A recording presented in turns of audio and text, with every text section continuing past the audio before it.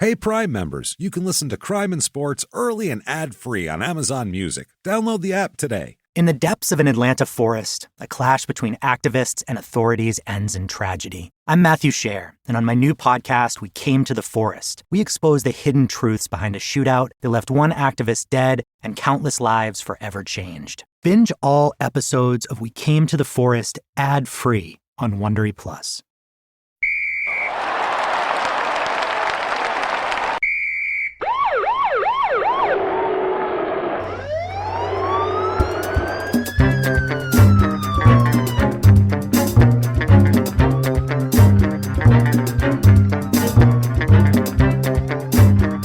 Hello, and welcome to Crime and Sports. Yay! Oh, yay indeed, Jimmy. Yay indeed. My name is James Petrogallo. I'm here with my co-host. I'm Jimmy Wissman. Thank you, folks, so much for joining us on another crazy, wild, insane edition of Crime and Sports, and it has been nuts lately, as you know. So much fun. We've had Gerald Perry last week with his, not the guy.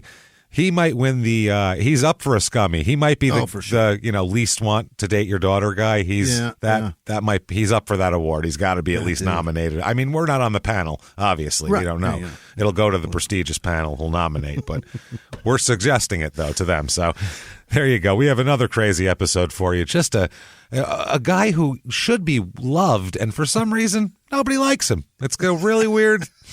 Just a weird guy. But before we get into that, very quickly, thank you for everything. Thank you for your reviews. They count for a lot. So whatever app you're listening on, whatever platform, 5 stars would help a lot. Say something, and it helps drive us up the charts. So that's a good way to show your love for us, for the show, not for us. You can hate us, but like the show. We don't care. This isn't for us, damn it. No. This is for the greater cause of the crime and sports movement. So there's that. Go to shutupandgivememurder.com right now. What's there? Everything. Merchandise, number one. If it can be printed or stamped onto something, it's on there. Yeah. It's there. So you'll find it. There's all sorts of stuff. And tickets to live shows. Get your tickets upcoming. First of all, we have in San Francisco, August the 12th, 2 shows that night at Cobb's Comedy Club. They're both small town murder, but they are different small town murder shows. So if you want to come to both, you're going to see 2 different shows. Do that. Jesus, James. Then the next night, we're in Sacramento on the 13th at the Ace of Spades, and their first show is Small Town Murder. That's sold out. The Crime and Sports show still has a few tickets left, so you can get in there, do that, and that's it. That's it for Crime and Sports live shows. So I would get those tickets if you want to see that. So get those right now and come and see us for a live show. It's a lot of fun. And then, of course, Small Town Murder in Milwaukee on September 10th at the Pabst. Let's sell that bad boy out. And you guys can be our biggest show ever there in Milwaukee. And we'll go, Milwaukee is the king of that. That is the center of the universe. It's Milwaukee. We'll never speak ill of Milwaukee ever, we promise. So we'll be the ones who don't speak ill of Milwaukee. So do that. Thank you for doing that. And we hope to see you out there. We've been having a blast at these live shows. Patreon.com/crime and sports is where you get all of the bonus stuff. And it's so much and it's so good. And this week, by the way, what's coming up? $5 or above, you're going to get at least 4 episodes a month, 2 Crime and Sports, 2 Small Town Murder, sometimes more. You're going to get the whole back catalog, which is over 100 episodes. It's deep and it's fun. You're going to get all that stuff this week. What's new? Oh, boy. We're going to talk about John Rocker, the Atlanta Braves pitcher from the 90s and early 2000s who, God, just another guy. It's just an asshole is the only way to describe him. We're just going to talk about just a gaping, pulsating asshole. Yeah. He's just a jackass, and it's going to be a lot of fun to talk about him. Then for Small Town Murder, it's our most requested thing anyone's ever done. From the first week we've been doing the show, people have been sending this case to us, and then continuously for 5 years. So it is from Skidmore, Missouri, and it's someone who's such a jerk that he is murdered in town in front of dozens of witnesses who are normal, law-abiding citizens. This isn't like a Gambino family barbecue where they're like, I don't know, somebody must have knocked them off. He's murdered, and no one will say what happened because they all hate him so much. That's amazing. So we'll talk about this story. It's crazy. That is patreon.com/smalltown murder or /crime and sports, not small town murder. Do you want to try it again? I was just talking about that. patreon.com/crime and sports. And like we said, and you can, you'll get a shout out at the end of the show where Jimmy will mispronounce your name while he tries to get it right. And, you know how else you can do that? You can do that over on PayPal. Yes, use you our can. email address, crimeandsports@gmail.com. Super easy to do that. That said, let's do this. Let's get into this. You do that and we'll do this. How's that? There we go. Let's talk about our guy of the week. Oh, my goodness. He's a Hall of Famer. Is that right? Currently a very successful guy as well. Yeah. But just still, I don't think he's not run into anyone who likes him, including it seems like, it doesn't seem like his child likes him. Everyone. It's just so weird. Anyone who spends any time with him is like, they just don't care for the guy. Who is he? Jason Kidd, everybody. And if you're anywhere in the sports universe in the last 25 years, you've heard of Jason Kidd. You've seen Jason Kidd. He's currently a coach that was in the Western Conference Finals, this season. Yeah, he was. So he coaches Dallas currently. So, I mean, he's been around. He's been very much prominently displayed out there. Let's talk about him. Jason Frederick Kidd. His middle name's Frederick. I couldn't believe. I was like, Frederick? Really? Okay. Frederick. He doesn't look like a Frederick to me. Jason Frederick Kidd. Popping triple doubles named Frederick. It just doesn't work. Is that what the puss is about? I've literally never seen that man smile. Not once. No, he's not. He's a very unhappy. He's an unhappy guy. He's a grumpy guy. Maybe that's why nobody likes him. He is a pussy hound is the best way to put it. Now, certain episodes, most of the time we look up all the stuff. We have no real inside knowledge of anybody or anything like that. We've never met these people or had any interactions with them for the most part. I mean, out of 300, there's been a few. But Jason Kidd played in Phoenix for 4 years, and that's when both of us lived in Phoenix, and Phoenix is a big city. It's like the 5th largest city in America, I think, 5th or 6th. They always trade with Houston and San Diego. They all flip-flop 4, 5, 6 all the time. It bounces sometimes down to 9. It depends on There's a lot of people. In the valley, there's over 4 million people. There's a lot of people there. So it's a big place, but it's a small town, though. It's really because it's all there is around there. There's Phoenix, and then there is literally death for hundreds of miles, just desert that you'll die in. So it's like a big prison camp that it's like, well, you could try to escape, but I mean, shit, you'll die before you get to the mountains, That's what it's like. It's all swamp for hundreds of miles around here, boy. Ain't going nowhere. Like you're on a chain gang. Phoenix, the chain gang of cities. They call it the Valley of the Sun because Death Valley was already taken. Yeah, they're like, oh, shit. Well, Valley of the Sun, does that imply? Well, I mean, the sun will kill you, right? I mean, no one wants to be in the sun. Same thing. I'd rather be in the Valley of the Shade, wouldn't you? Absolutely. Fine, Valley of the Sun.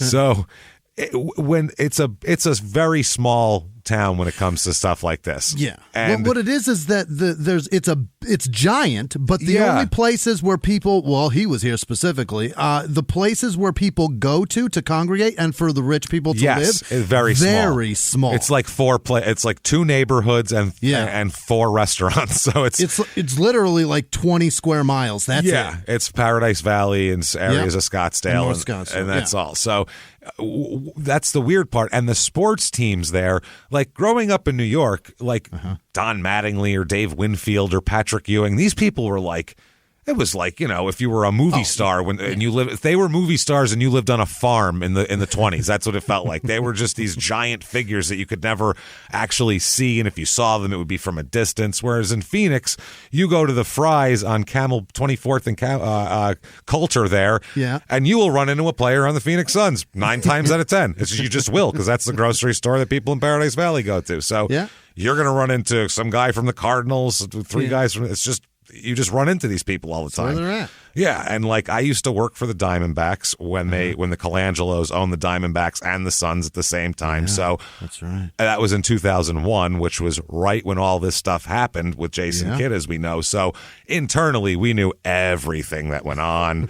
I mean, it was all gossip throughout both buildings. The buildings are 2 blocks away from each other, and you know, it's all internal phone lines, so it's forget about it. If you're involved in that area of town at all, you're gonna see them. You're gonna their life crosses your life at some point. It's so strange, and then you've had an interaction with Jason Kidd. We'll talk about this. So it's we have certain knowledge of this that might not everybody that you might not be able to Google. You know what I mean, of Jason Kidd and how people feel about him and shit like that. So we'll talk about it. March 23rd, 1973.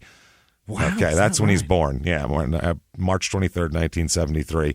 Oh, by the way, I have a couple other connections to this through this. Okay. A close person who might even be related to me actually worked on, I won't say what role they played to give them away, but they actually worked on Jason Kidd's wife's radio show in Phoenix. Oh, is that right? Every day with her closely. So, oh boy, yeah. So there's a lot that I know of. That some of it I can't even say because it's just not.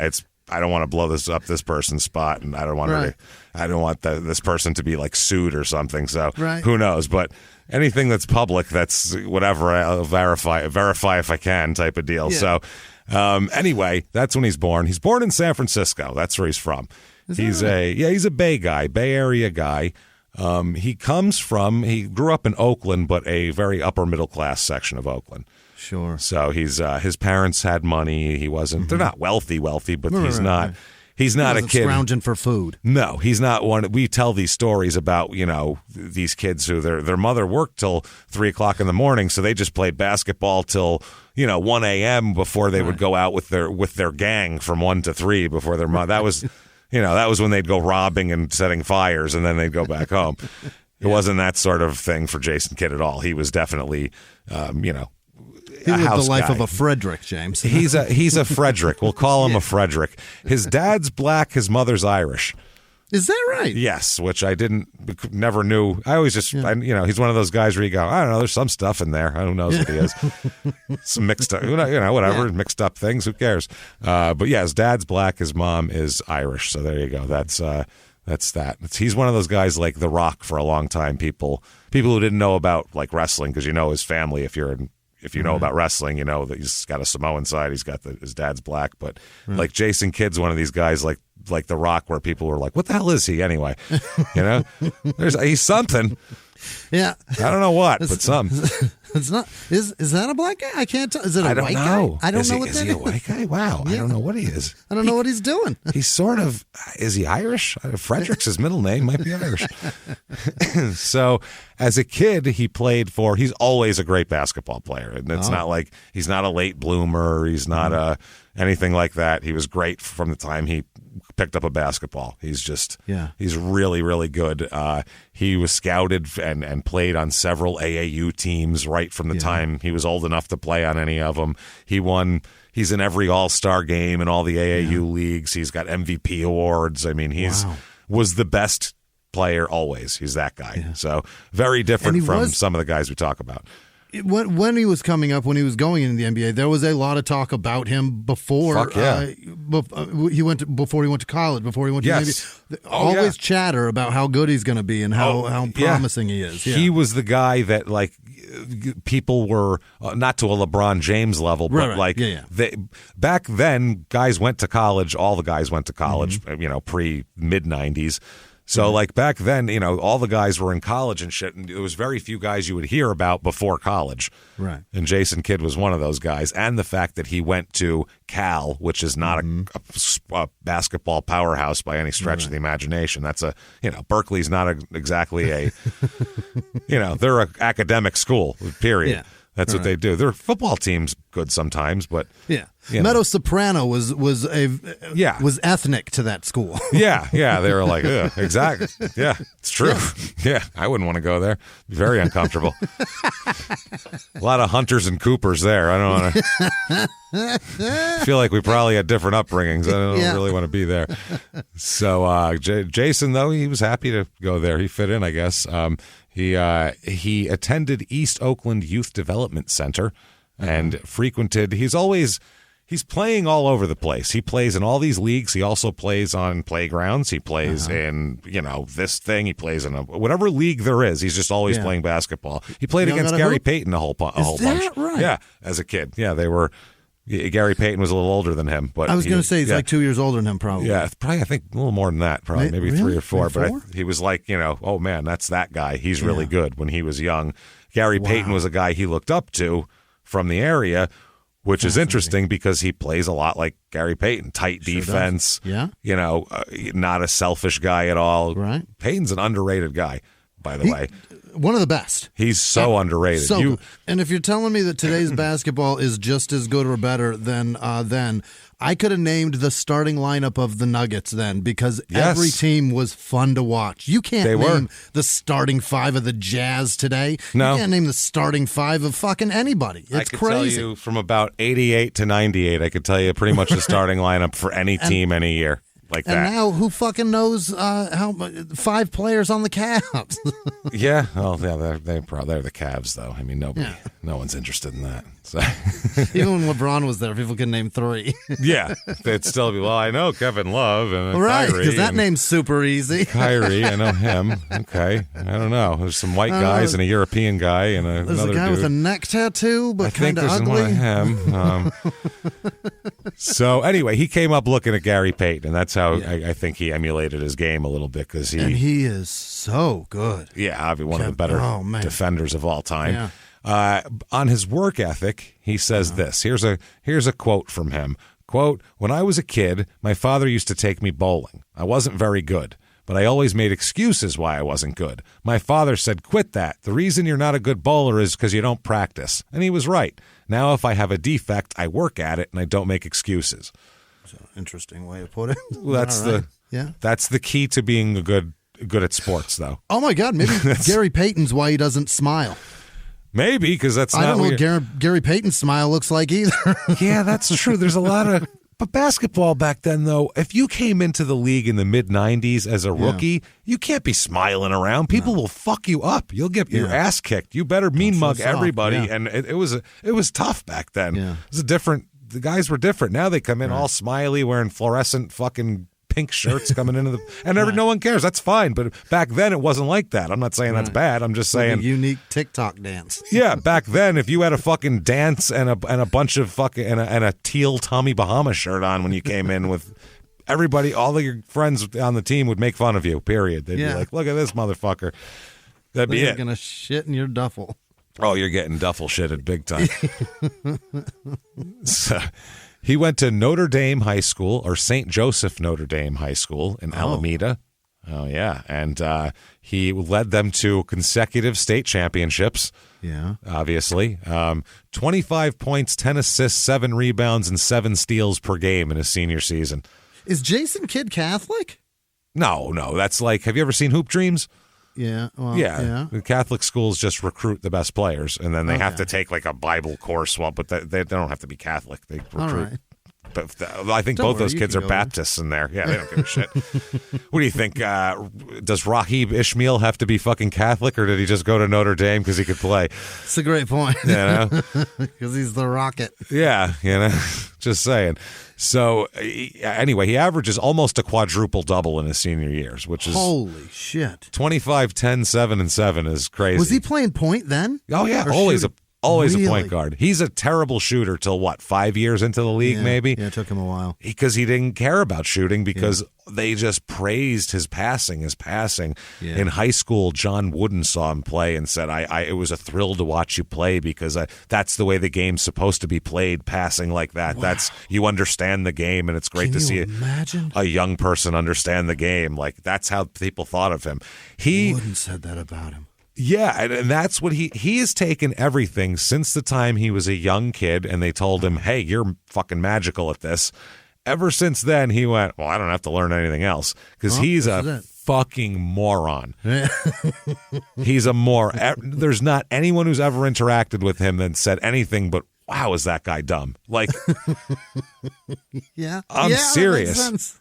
He went to college. My I believe one of my ex-wife's cousins went to college at Cal the same time he was at Cal, and just said it was everybody on campus was like, he's the dumbest person who's ever attended the school by far. Not even being like pompous. They were just like, wow, is he like dumb to talk to? Not dumb like he doesn't know what philosopher we're talking about. He's just like, duh. He's just stupid. He's just a dumb athlete who doesn't give a shit about anything else. He doesn't know anything about Copernicus. He doesn't know anything. He can't say Copernicus. No, and he doesn't have to. He's so he's so good he doesn't have to. That's just the way it is. He knows, I'm going to be a professional basketball player. I don't need anything else unless his leg explodes or something. He's going. He's going to be the guy. So he also received all sorts of stuff. The Naismith Award as the nation's top high school basketball player. Wow, the best in the nation. And named Player of the Year by Parade and USA Today as well. So he's the best player in the country, period. Yeah. That's pretty wild. He's the all-time prep school leader in assists with 1,155 and the state's seventh highest scorer, California's seventh highest scorer of all time. Think about how many ball players have come out of the state of California. Holy shit. It's a huge state in the first place, just numbers alone. Yeah. He was California Player of the Year twice and also a McDonald's All-American as well. Had to play on that. What else? Oh, he played in the 91-92 McDonald's All-American, and later on in 2012, he'll be honored as one of the 35 greatest McDonald's All-Americans of all time. 35, which... all of them are the best, 25 play. Every year they take the best 50 players in the country and bring them to this camp. And you're one of the top 35 that's ever been out of every, everybody you can think of has been a McDonald's All-American. It's thousands of people. All of the greatest players ever. That's where they top were. 35. Yeah, it's crazy. So that's a lot. That's how your head has to be. What would your head be like at this point? You're a senior in high school. You can't tell me nothing. His room, if you're a kid, your room isn't even big enough for all your awards at this point. You need a separate, Dad, can you get me an apartment for my awards? Because I just need somewhere to store them all. I literally don't have enough room for all these MVP trophies and championships and everything. And a longer hallway for the orderly queue of women. I was just going to say, someone made a bronze statue of a woman servicing me on her knees here. I don't know where to put that. It's life size. It's huge. It doesn't fit in my room. I didn't know any of that, and it makes all the sense now why he's dumb and an asshole. Yeah, he never had. He might not be dumb. Maybe he's got a good IQ or whatever, but he's never had to apply it to anything but basketball. And in basketball, he's a genius. That's the thing. He's not a dumb player at all. He's not a guy who's like, well, I don't know what to do. I'll just jump over everybody. That's not what he does. He's a guy who's like, oh, I see this angle and he's here and I'm going to fight. It's like he's a geometry whiz on the court. He's fucking and it's true because impressive. He's smart. Look one way around the back pass, around the defender, directly into somebody's hand, streaking to the basket with a dunk. It's insane. He's a good athlete. He's not the greatest athlete of all time. He doesn't have a 45-inch vertical jump or anything like that. He just sees the court better than anybody else, which is impressive. He's taken all his brain power and put it there. Yes, as a denser, thicker fella too, because he's not tall. He's like 6'1". No, he's stocky. He's 6'4". Is he that big? Yep, just on the court, he looks small. That's it. He's like Steve Nash. You see Steve Nash, he looks tiny. In person, he looks small too. He doesn't look 6'4". I think he's probably 6'3", and they call him 6'4". I'm sure it's because he's dense and he's a thicker fella. So he is. No, he's a muscular guy too. And belly. In a straight sprint, though, he doesn't look as athletic as what he's probably doing is. He looks clumsy, but the pass that might add to the allure too, because he doesn't look so athletic. And then when it happens, you're like, how did that fucking dumpy little bastard do that? Just YouTube, early highlights, early career Charles Barkley highlights. Watch him from 85 to about 94. If you have never seen it, you look at Charles Barkley now and you're like, Jesus, what was he like on the court? How'd he do it? Glued to the floor, shooting fadeaways. He flew through he was faster than anybody on the court. Yeah. He'd just spring like he was on a fucking trampoline over people and dunk hard. And you were like, holy shit, this is, I mean, it's explosive athleticism. Like, it's wild to see. And he's just this fat guy. Yeah, and it just, I was going to say, he's not. Holy shit. Back then, he wasn't in much better shape than he is today. No. It's not much different. When he got drafted into the league, he showed up at like 290 pounds at training camp. He was his fattest ever back then. But he didn't matter. He had a 45-inch vertical leap. He'd just jump his fat ass over you and dunk on your ass. It was wild. The speed he had. Yeah. That's another guy. 1987 Charles Barkley would absolutely dominate today, tomorrow, in fucking any of these guys. 1955 and 2055. It doesn't matter. That's amazing. So anyway, he can go to any college he wants. Anyway, he's the best player in the country. Everybody's recruited him. We're talking, UCLA, U of A, because they were champions a bunch then, Kentucky, Kansas, Ohio State, you name it. He chooses, no one expects him to choose Cal Berkeley. Yeah. No one expects that. It's just not even on anybody's radar. They're like, huh? Why did he do that? They were terrible the year before. I think they had 10 wins the year before. They were awful. And, they think he'll make the difference, though, because he's so great. One guy, though, I think it's the athletic director, said, don't expect too much too soon here. Don't put too much pressure on the kid, because they're expecting him to come in as a freshman and make the team go from terrible to a national contender. Oh, you better slow down. At a point guard, which is a lot.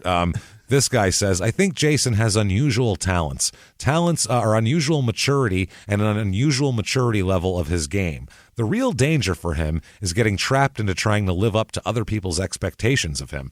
I've seen a lot of players' lives made miserable trying to do that. If he just tries to be Jason Kidd and doesn't forget the game is constructed to have fun, he'll be fine. So, they said he's... Just go out there and have fun with it? That's the advice? And then he says, Lou Campanelli already has told me that as good a basketball player as Jason is, he's a better person. Oh, boy. Jason will make you pour milk on those words and lap them up. Wow, that is not an aged well statement. He then goes on to say, quote, he doesn't have a balloon or pumpkin head. I've heard of a balloon head. I've never heard of a pumpkin head, meaning someone with like a big ego. Arrogance, yeah. Pumpkin head is a totally different thing. That's okay. He says, you can see he has a good upbringing. I'm very impressed with his presence and his manners. Jesus, this is hilarious. Boy. He says thank you even when you haven't done anything for him yet. Well, that's a confused kid. Give him a hand. Yeah, he just doesn't know. When do I say that? I wait. Okay. I'm sorry. Described a moron. Yeah, I don't know what's going on. I don't think he'll have as much trouble as the normal freshman would have handling all the attention he's going to get. He's been exposed to that so much already. He's traveled and played in all-star games and on television and against pros in the summer league. So the intimidation and insecurity thing won't be as big a factor as it would be with most kids. Yeah. They said also, we'll try to diffuse the pressure, distribute it to all the players on the team so it doesn't just fall on Jason. There will be times when he'll be available for interviews, but not at the whim of every reporter who wants to do a story. The media will have access to him only certain times during the week, maybe just once a week. We've got to keep things in perspective. Jason came to Cal for an education. Academics are first and basketball is second. Okay. Oh, you lying fuck. Do we have a scummy for most untrue statement uttered? We do have a biggest liar award. Even though this is only one lie, I think it qualifies you to say Jason Kidd went to Cal for academics first and basketball second. I believe might be the biggest lie that's ever been uttered. Who is this Campanelli? Yeah, Campanelli here. Is Lou Campanelli? Is that his fucking? I want to call him Lou. Yeah, I want to call. Lou Campanelli is definitely notching a scummy for biggest liar, because I've never. That's a whopper. Holy shit. School will be, wow. I'm blown away by that. He said, so much. Okay, here we go. It took him 4 tries to get a high enough SAT score to get into Cal in the first place. 4. You have to have a minimum to get into any of the 1A schools, just a minimum SAT. So they didn't need him to get like a perfect score here. Just enough to pass admissions. How many times are you allowed to take the SAT? As many as you want, I think. Really? If you can do it 4, the limit would have to be less than 4, right? You can take the bar as many times as you want, and then you're a lawyer. That's true, yeah. But you got to pay for that. But you don't have to put on you have to pay for SATs too. Do you? Can't. Yeah, absolutely. Yeah, all those SATs cost money. You have to pay for that shit. Yeah, they pay the proctors and all that. That's not just. You think teachers volunteer for that shit? I don't know. I wouldn't. You want to get into college? That's on your time and my money, motherfucker. Hand it over. I'll teach you, but that's about all. It's bad enough I got to watch it. Then yeah, I guess if you've got to pay, then you can take it as many times as you want. And it took Jason Kidd 4 times. You can take the bar 10 times and then be a lawyer and not have to put on your business card, pass the bar on the 10th time. You don't even have to do that. You should. It just says attorney at law, just like someone who passed it the first time. And no shit. It's the same thing. 10 times. Isn't that wild? Same thing with the SATs, I think. In the 1980s, a rosé swept the country. Hey, Mike, I really like this White Zinfandel. Well, good. Now put it down. We're going to try another one. White Zin became America's top-selling wine. But most don't know that this sweet drink has a sour history. What began in 1986 with counterfeit bottles. A big fraud, a multi-million-dollar fraud. Sent investigators chasing one of the most powerful families in the business, the Licciardis. But the closer the feds got to them, the more dangerous things became. It's a story of deceit. At the time, I was paranoid. Threats. You touch my kids, I will kill you. And murder. With a .22 caliber bullet to the head.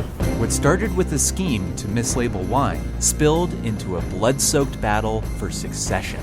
Welcome to Bloodvines. You can binge listen to Bloodvines exclusively and ad-free on Wondery Plus. Join Wondery Plus in the Wondery app, Apple Podcasts, or Spotify. He was hip-hop's biggest mogul, the man who redefined fame, fortune, and the music industry. The first male rapper to be honored on the Hollywood Walk of Fame, Sean Diddy Combs. Diddy built an empire and lived a life most people only dream about. Everybody know ain't no party like a Diddy party, so. Yeah, that's what's up. But just as quickly as his empire rose, it came crashing down. Today I'm announcing the unsealing of a 3-count indictment, charging Sean Combs with racketeering conspiracy, sex trafficking, interstate transportation for prostitution. I was up. I hit rock bottom, but I made no excuses. I'm disgusted. I'm so sorry. Until you're wearing an orange jumpsuit, it's not real. Now it's real. From his meteoric rise to his shocking fall from grace, from law and crime, this is the rise and fall of Diddy. Listen to the rise and fall of Diddy exclusively with Wondery Plus. Took the bar 10 times. Like Vincent LaGuardia Gambini. Yeah, JD. No, for me, 3 times is not a charm. All right. Anyway, he explained it by saying, quote, "I'm just not good at taking tests." Oh, okay. Jason. Or homework or really essays or any kind of report you want me to do or put together or like a dissertation. Not really good at oral statements. I'm really good at basketball. Have I told you that? Because that's what I'm good at here. Can we do the SAT on like free throws and layups and if we can get like court angles and like drop some plays and I'll tell you where the 3 should be at the end of the play there and where I should pass it. Does SAT stand for shooting, assists, and traps? And 'cause I can do all of those. He says, luckily I took 6 units in the summer, so I got ahead and knew what to expect. I'm enjoying everything about college. Berkeley has a lot to offer. Every day seems to bring something new. You can put the word pussy after that. Yes. Berkeley has a lot of pussy to offer. Every day seems to bring some kind of new pussy. That's Jason Kidd in Phoenix was known as about as big a womanizer as the town has ever seen in an athlete. And that's saying something. That's saying something. And if Jason Kidd doesn't know that, oh, he knows. You are oblivious, sir. His wife told everybody, so we all know. And everybody in town just knew it. Everybody saw him. It was not a secret. Trust me. Oh, yeah, I knew people that worked at bars. I was a bouncer at the time, too. Like, we all knew what was going on. Like, oh, yeah, he's with... If you see him with two girls that aren't his wife, those aren't his nieces, probably. Right. Oh, these are my little sisters. They're looking at ASU. No. It's not like he had an apartment somewhere and he had just like a stream of girls going to it. He would meet them out. He would take them to dinner, just flaunting it on the town. Oh, my God, you're Jason Kidd, and that is not your wife because I know what she looks like. Yeah, because she's on TV with you where you guys will talk all about that. Don't you worry. So... just whatever he says, just put pussy somewhere in the sentence, and all of his sentences make a totally different sense. It's amazing. We'll do it the whole episode. It's great. So he's thinking about, oh my God, he's thinking about majoring in business administration. Oh boy. Okay, Jason, come on. And he's taking 13 units this semester, a college writing class, a social health class. That's just how not to get STDs. That's all that is. That's that's just wear a rubber every time. You just put condoms on fruit for like 3 months. For 9 weeks. They show you what syphilis looks like, and that's about it. You leave. Show you what dick with cold sores looks like. There you go. You put a Trojan on a banana, and you got yourself an hour credit. Careful out there, kids. Oh, my God. He said, quote, "It hasn't been that difficult because the tutoring has really helped. It's probably I'll probably take more units next semester." So, yeah, they got him all lined up with just like the average student. He's got this is a couple of different tutors he's got here. So the 92-93 Cal Golden Bears here, I think they were 10-18 the year before. That was their record. This year, 21-9. Not bad. Real good. They turn it around. Solid improvement. They end up going to the NCAA tournament, which they haven't been in a long time. They're a number 6 seed, as a matter of fact. Wow. In the tournament. They win in the first round versus Louisiana State, the number 11 seed, 66-64. Then second round, they play number 3 seed Duke, who, as we know, they were winning the national championships before and after this. They beat Duke. They upset Duke. What? This is the thing that makes Jason Kidd on the national scene. He goes to the tournament and beats a major powerhouse favorite out of they're like, where the fuck did Cal come from? Oh, it's all that kid. Right. So this by blew himself, him up. The point guard beat the team. Yeah, everybody else, they didn't even play. They just clear out. They clear out. He does his thing. They beat them at 82-77, too. Pretty decent. Bad. Then in the next one, number 2, Kansas, who was a powerhouse at that point and usually is, they beat them. Kansas thumps them 93-76 and kind of ends their Cinderella run. But once they beat Duke, it didn't matter. That was the accomplishment. They knocked off a giant. So not bad. He did exactly what they said we won't make him do. Right. Turn the entire program around single-handedly. So did it. Not too shabby. He plays in all 29 games. He's killing it here. 31.8 minutes a game as a freshman. 13 points, 7.7 assists, 5 rebounds. And where is his steal total? They don't have steals per game, but they have 110 steals in 29 games. So about 3 steals a game, almost 4 steals a game. That's insane. That's great for a freshman. As a matter of fact, he wins National Freshman of the Year honors. In the entire country. Also a spot on the All Pac-10 team. His 110 steals sets an NCAA record for most steals by a freshman, and a school record for most steals in a season. And his 220 assists were also a school record. So regardless, freshman or not. Yeah, freshman or not, just school records. He is the key factor in everything, obviously. They lost to Kansas in the Sweet 16, but nobody picked Cal to go to the Sweet 16 in the beginning of the year, so that's a win. 93-94, he's a sophomore. They go 22-8 this year, so pretty damn good. This year, though, they lose in the first round of the tournament. They're a number 5 seed, and it's that damn 5-12 upset that happens. Yeah. They lose to Green Bay, number 12 seed. What? They've got a college? I did not know that. Yeah, Brett Favre played for them, I believe, during this time. Did the Packers just come out there? They lost to Green Bay. I believe Donald Driver was their power forward. I'm not sure. They lose to Green Bay 61-57 there. So, but it doesn't matter. He breaks his previous school record for assists. He leads the nation in assists this year at 9.1 per game. Son of a bitch. Leads the nation, selected as a first-team All-American this year. The first Cal player to be named since 1968 as a first-team All-American. He is also Pac-10 Player of the Year, becoming the first sophomore to ever receive that honor. Sure. You see all these firsts? It's just, he's like, just, you know, how big would my fucking head be? I would be. He's the natural talent, and then them confirming. Yeah. I mean, you've got awards confirming that you're amazing. On the court, he takes care of business. I mean, he confirms it. He lives up to every bit of hype. He does, and he's a team player. You don't get he's a team player. He really is the definition of a team player. He's that old school point guard that's distributing, pass first, shoot second. He doesn't come down on a fast break and pull up from 25 feet. He's not that guy. Generally, back then anyway. Yeah, later on, you know, he adapted to the NBA game and started shooting more threes. When he retired, I think he was like he had the third most three-pointers in history when he retired. Is that right? He's been surpassed by far by now. But he was... He's like 38 now. I'm sure he's way down there. But anyway, this year, 16.7 points per game, 6.9 rebounds, 9.1 assists.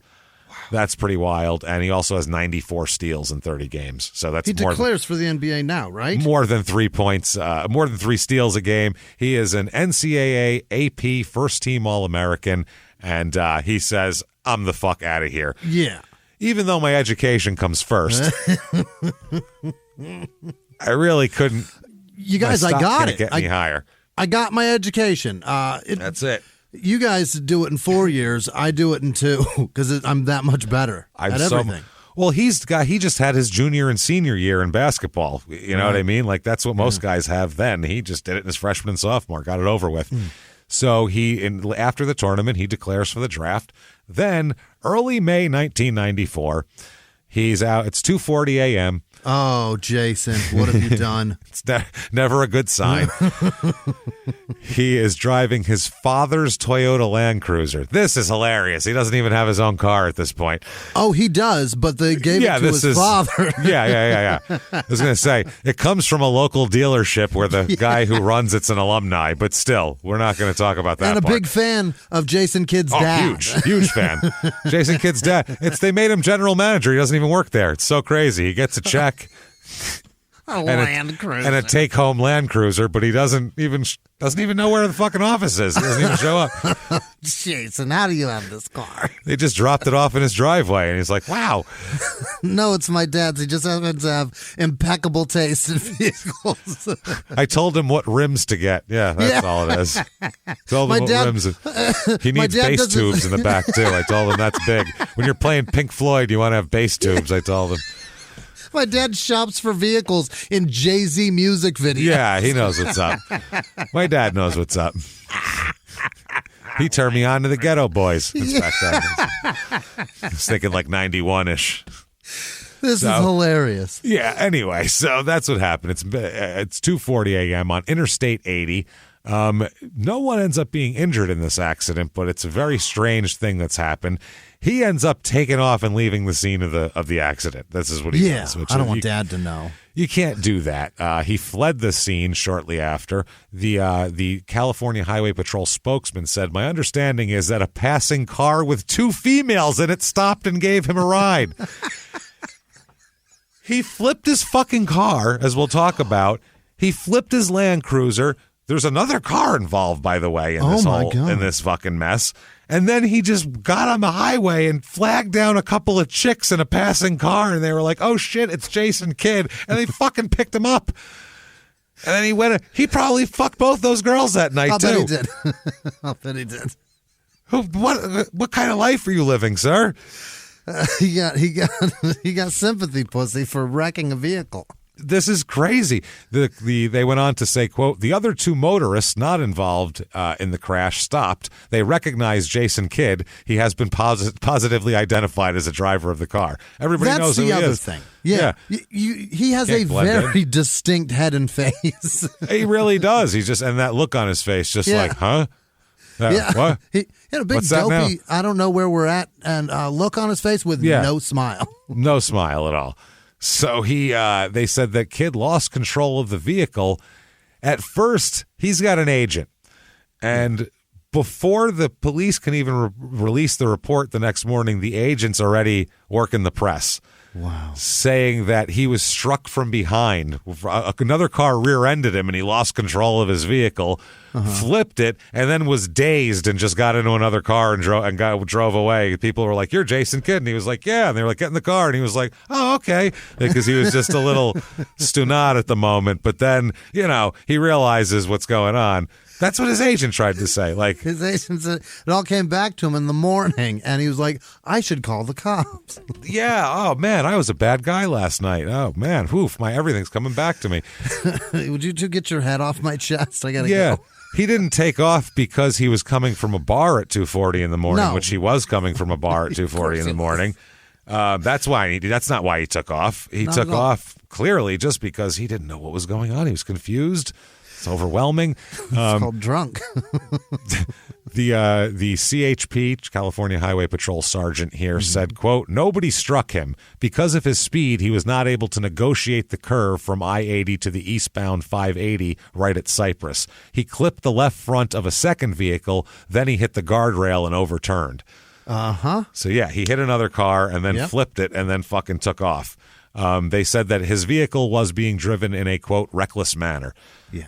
So they recommended that he be charged with reckless driving for this and other things as well.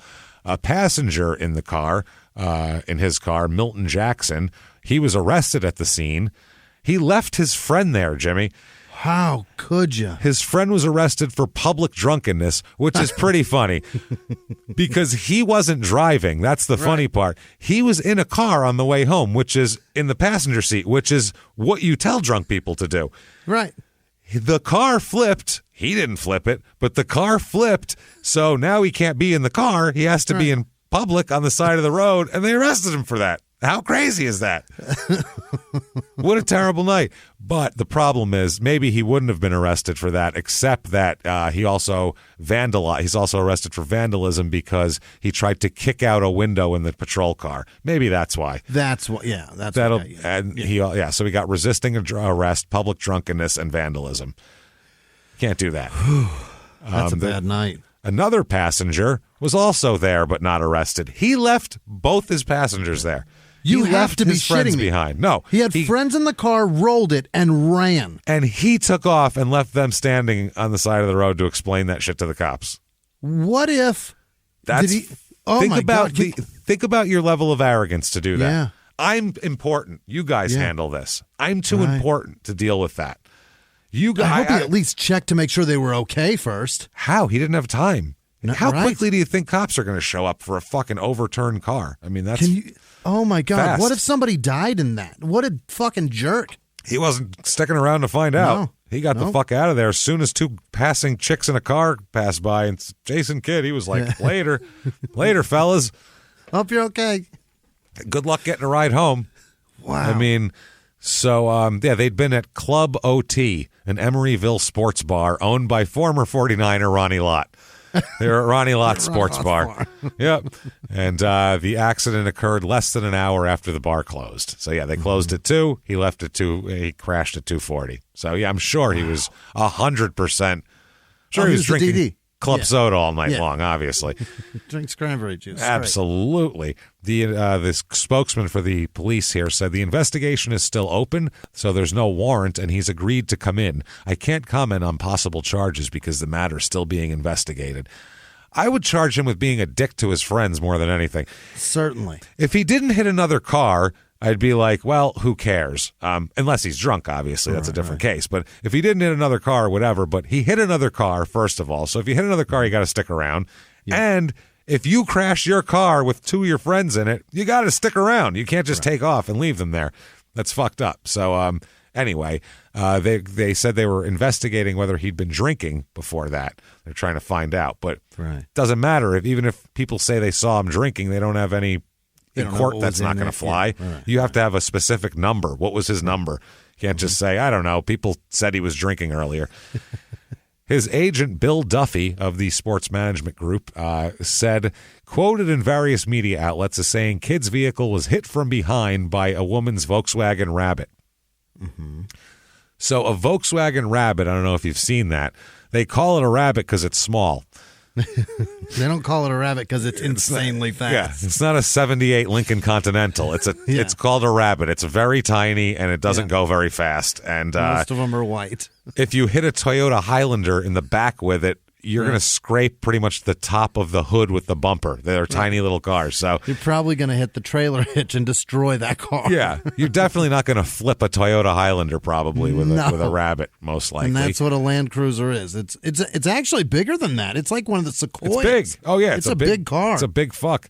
So his agent also said that Kidd, quote, kind of panicked a little and left the scene. Why would he panic? What are you panicking about, buddy? I would be like, wow, I just want to make sure everybody's all right and give an account of this. And but what are you panicking for, Chief?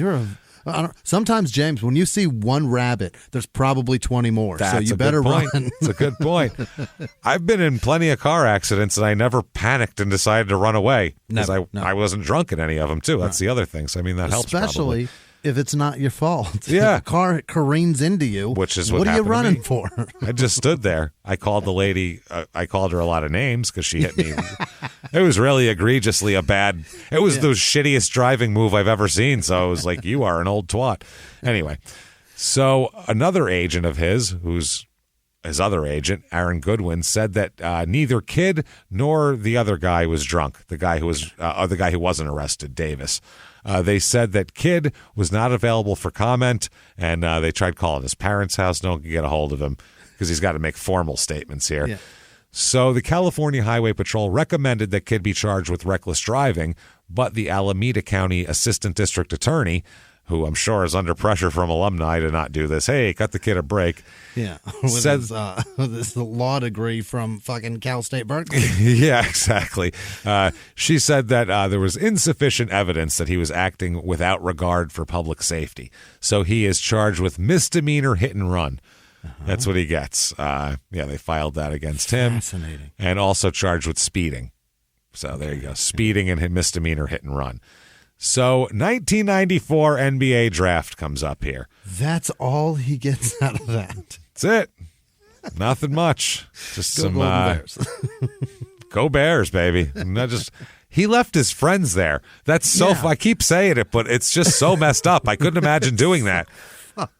You guys cool? All right, I'm going to go bang these chicks. You deal with the cops at 3:00 in the morning.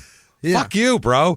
I'm going to get a ride because I got a career to worry about. See you around, fellas. Oh, my God. That's terrible. So, anyway, 1994 NBA draft. Jimmy, #1 pick overall. Hit me with him. Jason Kidd. No. What? Not Wait, the number 94? 94. When he's drafted. Yeah. Is it the Trailblazers that year?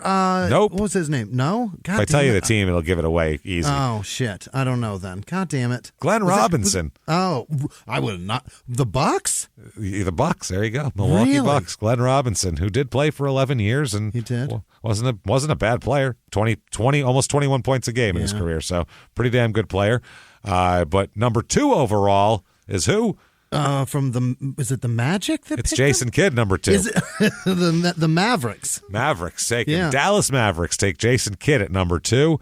#3 overall, who is it, Jimmy? Is it Jamal Mashburn? No, Grant Hill.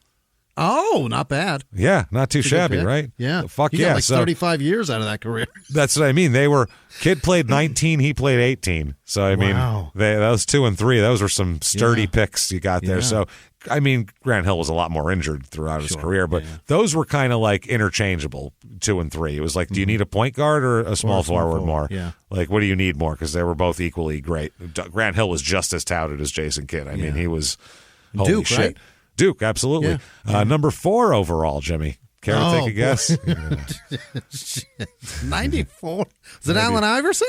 No, that's 96, I think. Okay. 4 overall, Donyell Marshall to Minnesota. Is that right? He played 15 fucking years in the league, Donyell Marshall. Do you know that? 15 mediocre-ass years in the league. 11.2 points a game. Wow. Yeah, 11-2 and 6.7 rebounds. That's not bad. Timberwolves? Yep, Minnesota. Yeah. The Bullets have number 5, Washington. Oh. Who'd they take, Jimmy? Did they take George Mirasan? No, they did not take George Mirasan. They took Juwan Howard, actually. This year. Great pick. That's awesome. Juwan Howard, who also played for 19 years. Uh-huh. So the top 5... Is this are the Fab Five all in this draft? No, because Weber was like Weber's 93. already in, right? Weber was 93, I think, because he got traded for Penny because they got drafted back to back, and then they traded for each other. So the top 5 picks all played more than 10 years, and only one of them didn't play at least 15 years. Stunning. Because he played for 19 years also, Juwan Howard. Shit. So. And then after that, number 6 is Sharon Wright, who played for 4 years and sucked. Mm-hmm. So there you go. Clippers? Lamont Murray, Philadelphia. Okay. Then Lamont Murray went to the Clippers. Okay. Lamont Murray, who was Jason Kidd's teammate, who there's a reason why he wasn't great in the NBA is because in college he had Jason Kidd passing him the fucking ball, and here he doesn't. And then they sent him to the Clippers where they got nobody. Yep. And then Brian Grant, Eric Montross, remember him with the flat top from North Carolina? The center, Eddie Jones, he's a good player, Eddie Jones from Temple. Carlos Rogers, Jalen Rose. There's another Fab Five member here. Yeah. There we go. Yeah. Oh, wow. Yinka Dare in there. Yinka Dinky. Eric Pietkowski. Jesus Christ. Yuck. Yeah, we're getting into those. Wes Person for the Suns. He was pretty good, 23. And Charlie Ward, a steal for the Knicks at 20. The Heisman Trophy winner. Yeah. Who, this is maybe the worst draft of all time. It's not. Well, the one year before was really good. The year before, I believe that was Penny and Weber and guys like that. So that was a pretty good one. And then before, the early 90s had good drafts, but they're getting thin now. This is ugly. 94-95, they go Dallas Mavericks 36-46. Okay. We'll buzz through the stats here. We won't take too much time on this shit. I don't care about mid-90s Dallas Mavericks stats. But they had Mashburn, Nash, and Kidd at one point, didn't they? Yeah, that was right before the end there. But here like it's 96. Yeah, here we're talking Roy Tarpley still on Dallas. Yikes. Who we've done an episode about him. That's a crazy episode. Lot of coke there. Jamal Mashburn, who was drafted the year before. George McLeod's on that team. Popeye Jones. Jim Jackson, who was also drafted 2 years before that. Guys like that on the team. So he plays 79 games, starts all 79 he plays in. Yeah. 11.7 points, 1.9 steals, 7.7 assists, 5.4 rebounds. A fine rookie. Yeah. Fine rookie season. As a matter of fact, co-rookie of the year with Grant Hill. Is that okay? They shared it. So, yeah, not bad. Not bad. And not much competition in that draft. No. Who's going to beat you? Eric Pietkowski? I don't think so. So he makes $2,770,000 here. Not bad. And that's the start of big money for rookies. Oh yeah, no. That was a lot of money, and it still is. It still is. Well, watch his money escalate every single fucking year. You're gonna every year. You're gonna go, oh my god, it's more. It's even more. 95-96, Dallas terrible again. 26-56, bad. Wow. Bad teams. Jason Kidd's an all-star this year, and this is when the rumors start that him and Jim Jackson are fighting, and he doesn't want to play on the same team as Jim Jackson. And this is Jason Kidd's first being a behind-the-scenes malcontent. Yeah, he's a totally different guy publicly than behind the scenes. Okay, behind the scenes, he's a big fucking eye roll for everybody, and publicly, he's just Mr. Nice Guy, Mr. Upstanding, distributing the ball. Yeah, he knew his job. He's like his persona was like a social media persona before social media existed. That bullshit, we all can think of 5 people with those personas.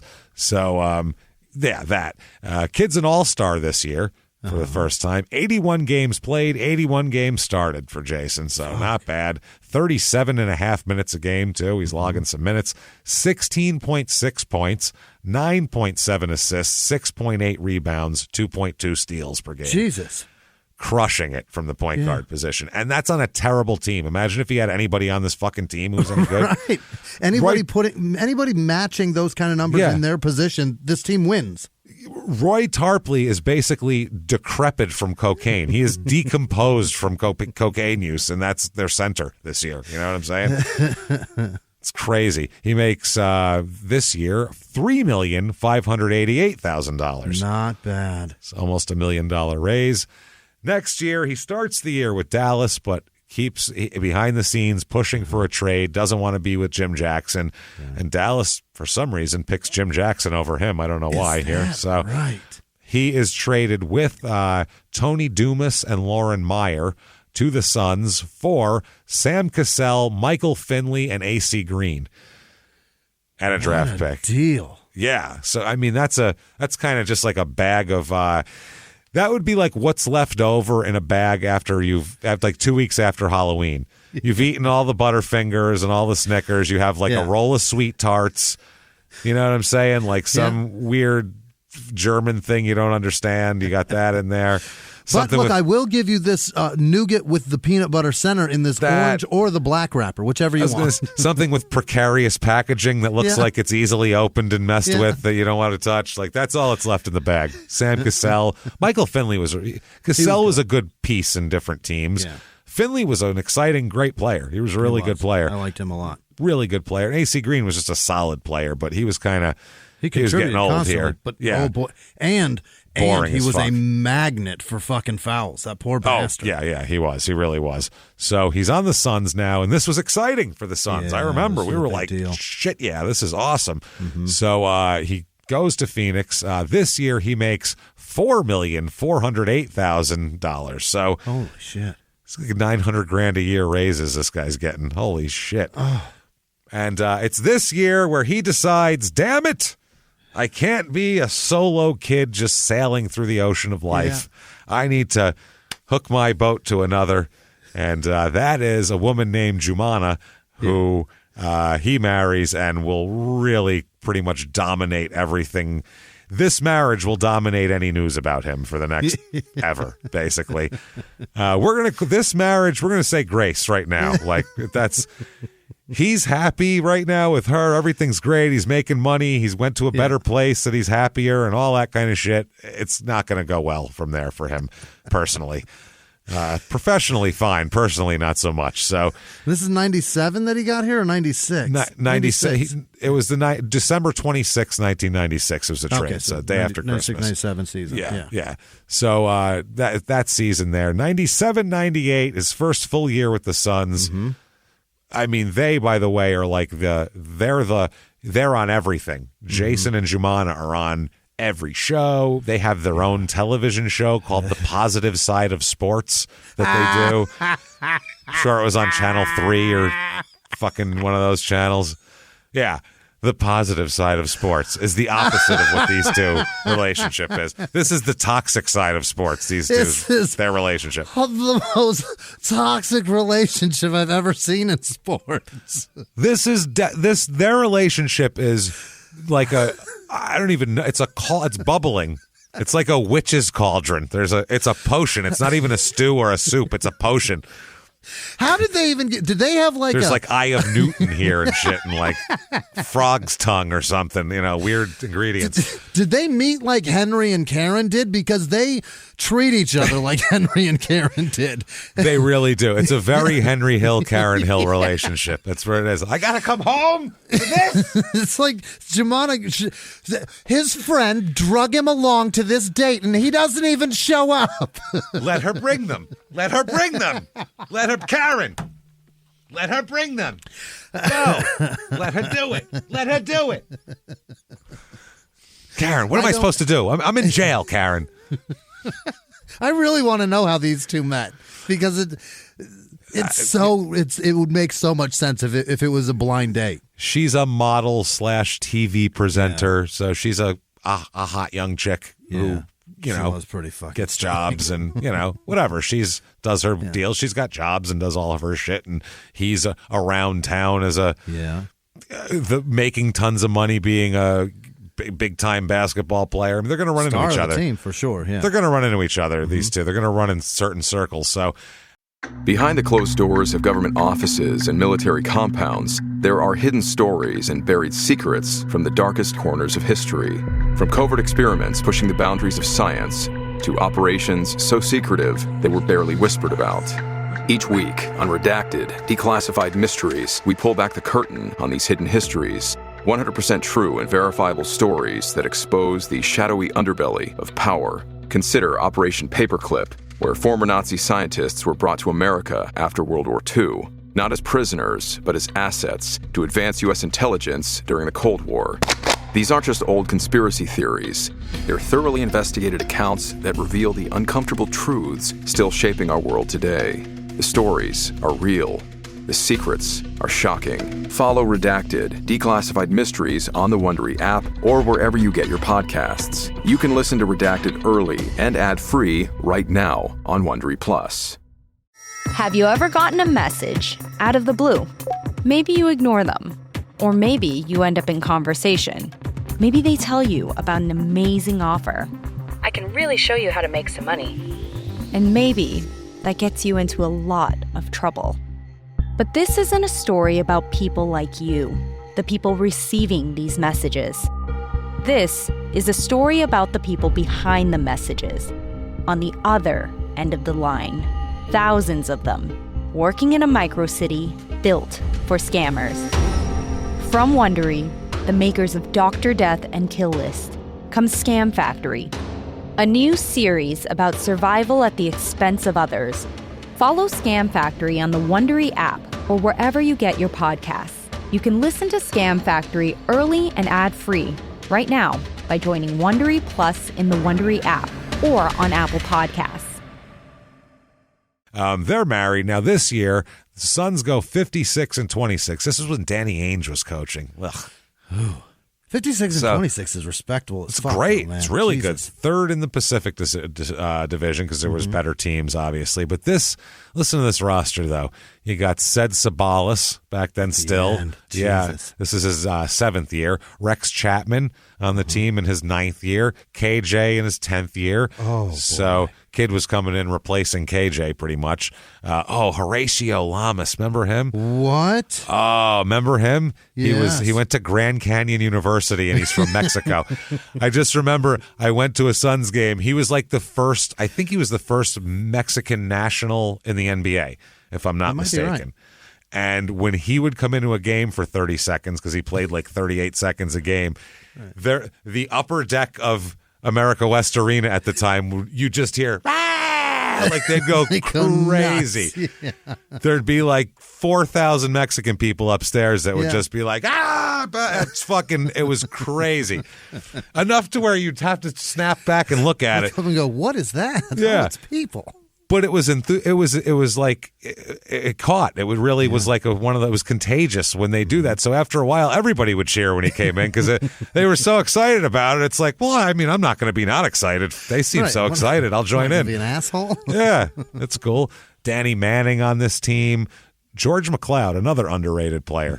McLeod was a good Antonio McDyess. That's a guy you don't hear shit about. Yeah. And that guy could fucking ball his ass off, dude. He was nasty back Some then. of the hardest dunks ever. Oof, man. Incredible. The oops to him were just, he could take them. If you just throw it up anywhere near the basket, he'll find it and He dunk. might be the closest to Sean Kemp since Sean Kemp. He was a guy like that, but didn't get any of the pub. You never saw... Nothing. He was quiet. It was weird. Steve Nash in his 2nd year on this team. So they have Jason Kidd, Kevin Johnson, Steve Nash in their backcourt right now. Far too many point guards. It's 3 amazing Hall of Fame point guards. That's silly. Like you have them all in your backcourt. Cliff Robinson on this team before he got arrested a couple times and shipped off. Dennis Scott, who I completely forgot played for the Suns. I didn't even realize it. From the Magic. And finally, of course, Hot Rod Williams. Yeah. Sorry, this is like memory lane for us going to these, thinking about and this these. was like the last hurrah of the Suns of that from the early 90s. Yeah. Trying their best to get something going. To keep it together before it fell apart. You're all too old already. It's over. Everybody's 10th year, 9th year, 7th year, 9th year. There's a lot of older guys on the team. But anyway, they go to the playoffs and they lose in the first round 3-1 against the Spurs. Who were just better than them at that point. Ridiculous. Yeah. Kid's an all-star, though, plays in all 82 games, 38 minutes a game, 11.6 points a game. He's got 6.2 rebounds, 9.1 assists, 2 steals, does great. Makes $5,233,333. His agent is awesome. Not fucking bad. Yeah, really. His agent can say to the goddamn media with a straight face, a Volkswagen Rabbit flipped over my client's Land Cruiser, and he was a little disoriented and ran away, and at the same time get him this contract. That's every year, $1 million. In 5 years, you will make $5 million more than this year. That's incredible. He will. Watch this, man. 98-99 Phoenix. This is the shortened year, shortened year. They go 27-23. They go to the playoffs and get swept in the first round by Portland. Yeah. That season, who cares?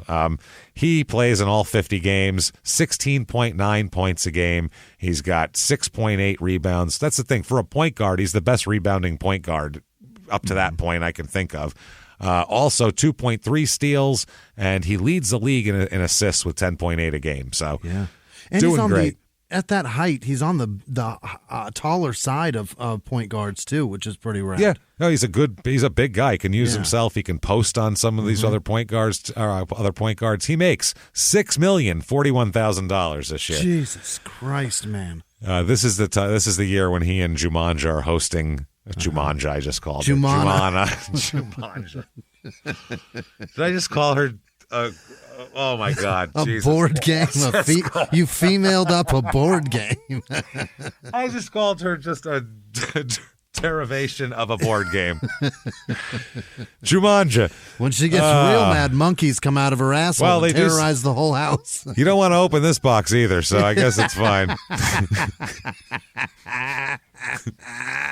I guess Jason Kidd opened the box. He's got to play the whole game. He is, man.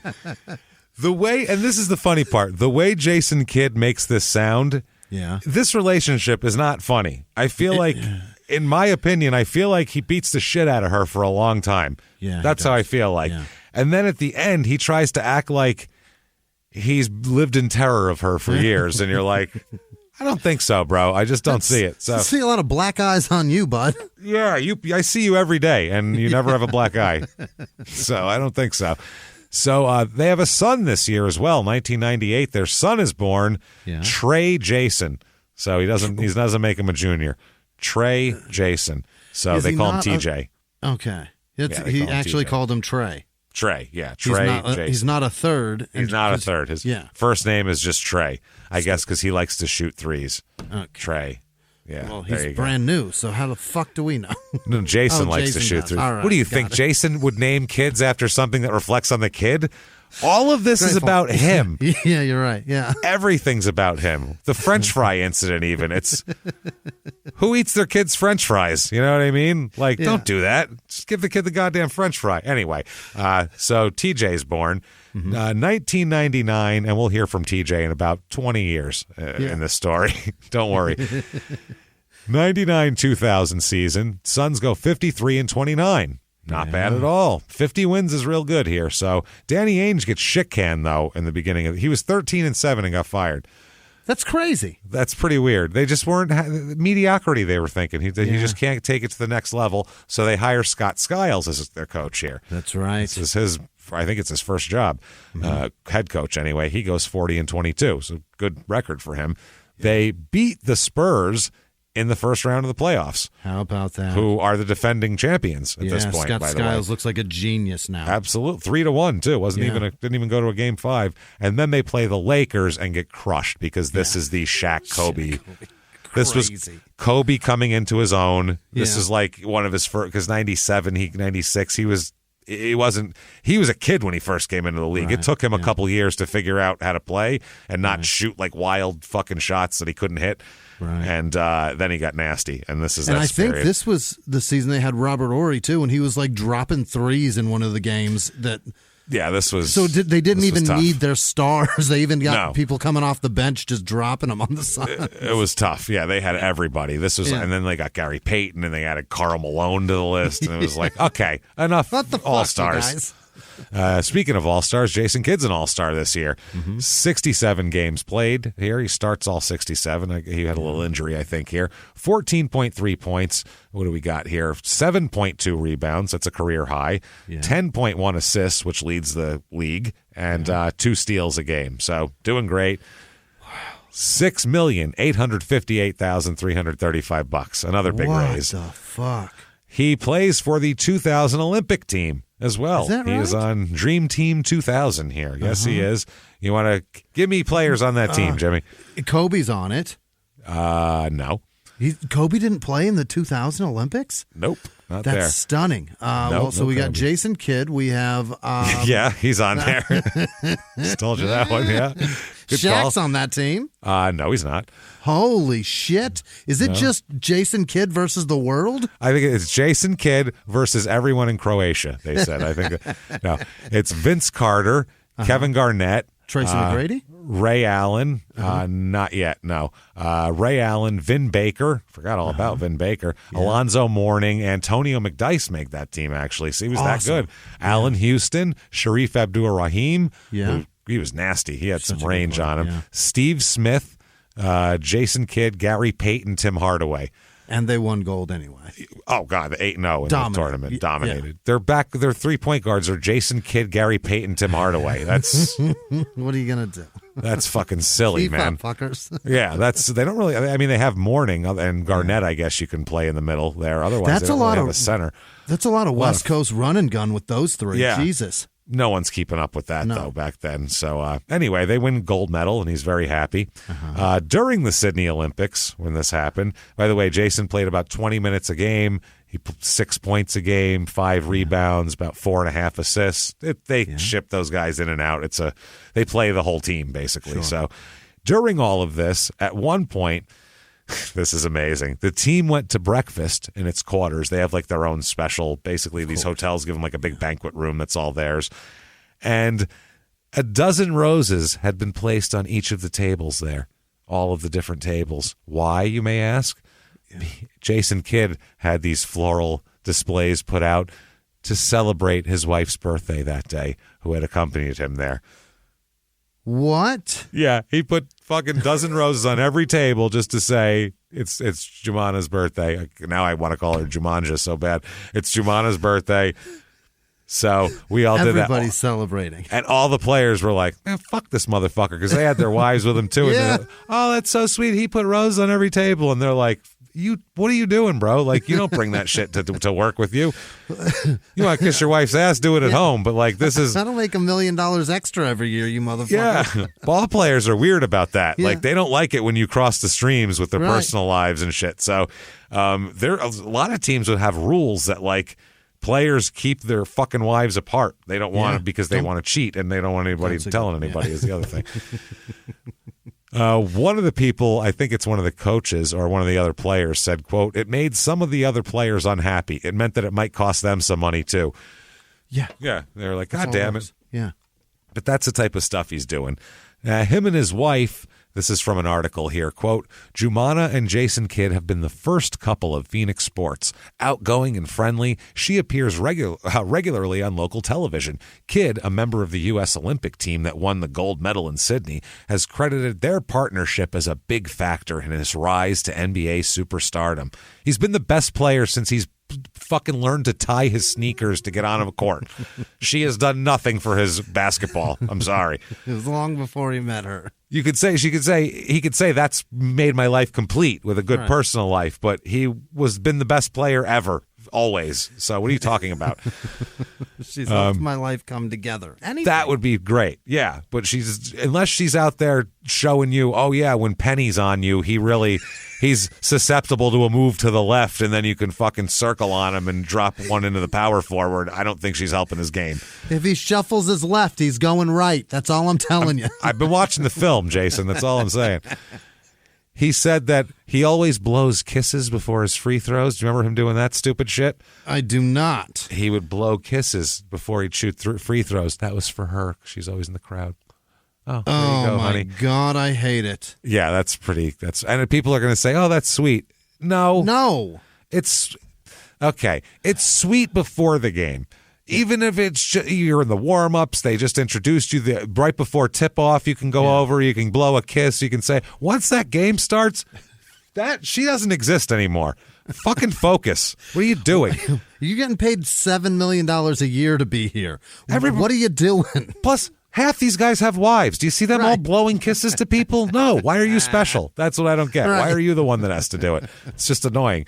They also operated the Jason Kidd Foundation, which contributed to the Phoenix Children's Hospital and Phoenix Boys and Girls Clubs and all other shit. I do remember that, yeah. Oh, yeah. Those commercials were nonstop. They were everywhere, on local television. You could not go... You couldn't watch TV for an hour without seeing Jason Kidd's face in Phoenix. Nope. First of all, he's also shilling for everything from Nike to McDonald's to I was going to say to like that appliance store that he used to do. Remember Spencer's? Yeah, he did it like you need a new washer dryer. Well, I'm Jason Kidd. Come on down to Spencer's. Like he'd do shit like that. You couldn't get away from him. He was omnipresent. Did he sell flooring at one point, too? He probably did. I think he shelled for a flooring store at one point. Empire Glass or something like that. London Gold. What's the one with that? 1-800-EXPRESS. We'll call That's Express Flooring. Yeah, Express Flooring. Express Flooring. That song, I think he was on that commercial at one point. He replaced that weird blonde chick. And he just garbled out, Express Flooring is the best. So 2000-2001, 51-31 for the Suns under Scott Skiles. This year, their roster has changed a lot. So I have to Corey Blunt's on the team now. Stop it. Vinny Del Negro, Tony Delk, Chris Dudley, Mario Ellie. Completely different team. Tom Gugliotta. Oh, not Googs. Not Googs. Yeah, this is when they bought Googs for an obscene amount of money. I believe it was 4 years, $80 million, and he's terrible. Yeah, and it was a bad choice. Bad choice. Penny Hardaway. Yeah. Sean Marion now is on the team. Elliot Perry, Rodney Rogers, Sokolidis. Remember Jake Sokolidis, that center who never played? He's a rookie this year. So this is in 2 years, they have completely changed this roster. Yeah. Upside down. So in the middle of the season, January 19th, 2001 here. Yeah. Actually, it's the 18th this happens. About 5 p.m., okay? It's a normal day. Jason returns from practice. He's no game today, but he's got to practice that day. So returns from the Suns facility there about 5, a little before 5. And Jumana said she decided to go to the gym. Mm-hmm. So she asked Jason if he would watch and feed the 2-year-old, TJ. Yeah. Why don't you feed up TJ here? So I guess kid took a French fry from the plate and ate it. Uh-huh. And his wife here, Jumana, that's so hard not to say. His wife, Jumana, told him not to eat his food. Stop eating his food. Which is...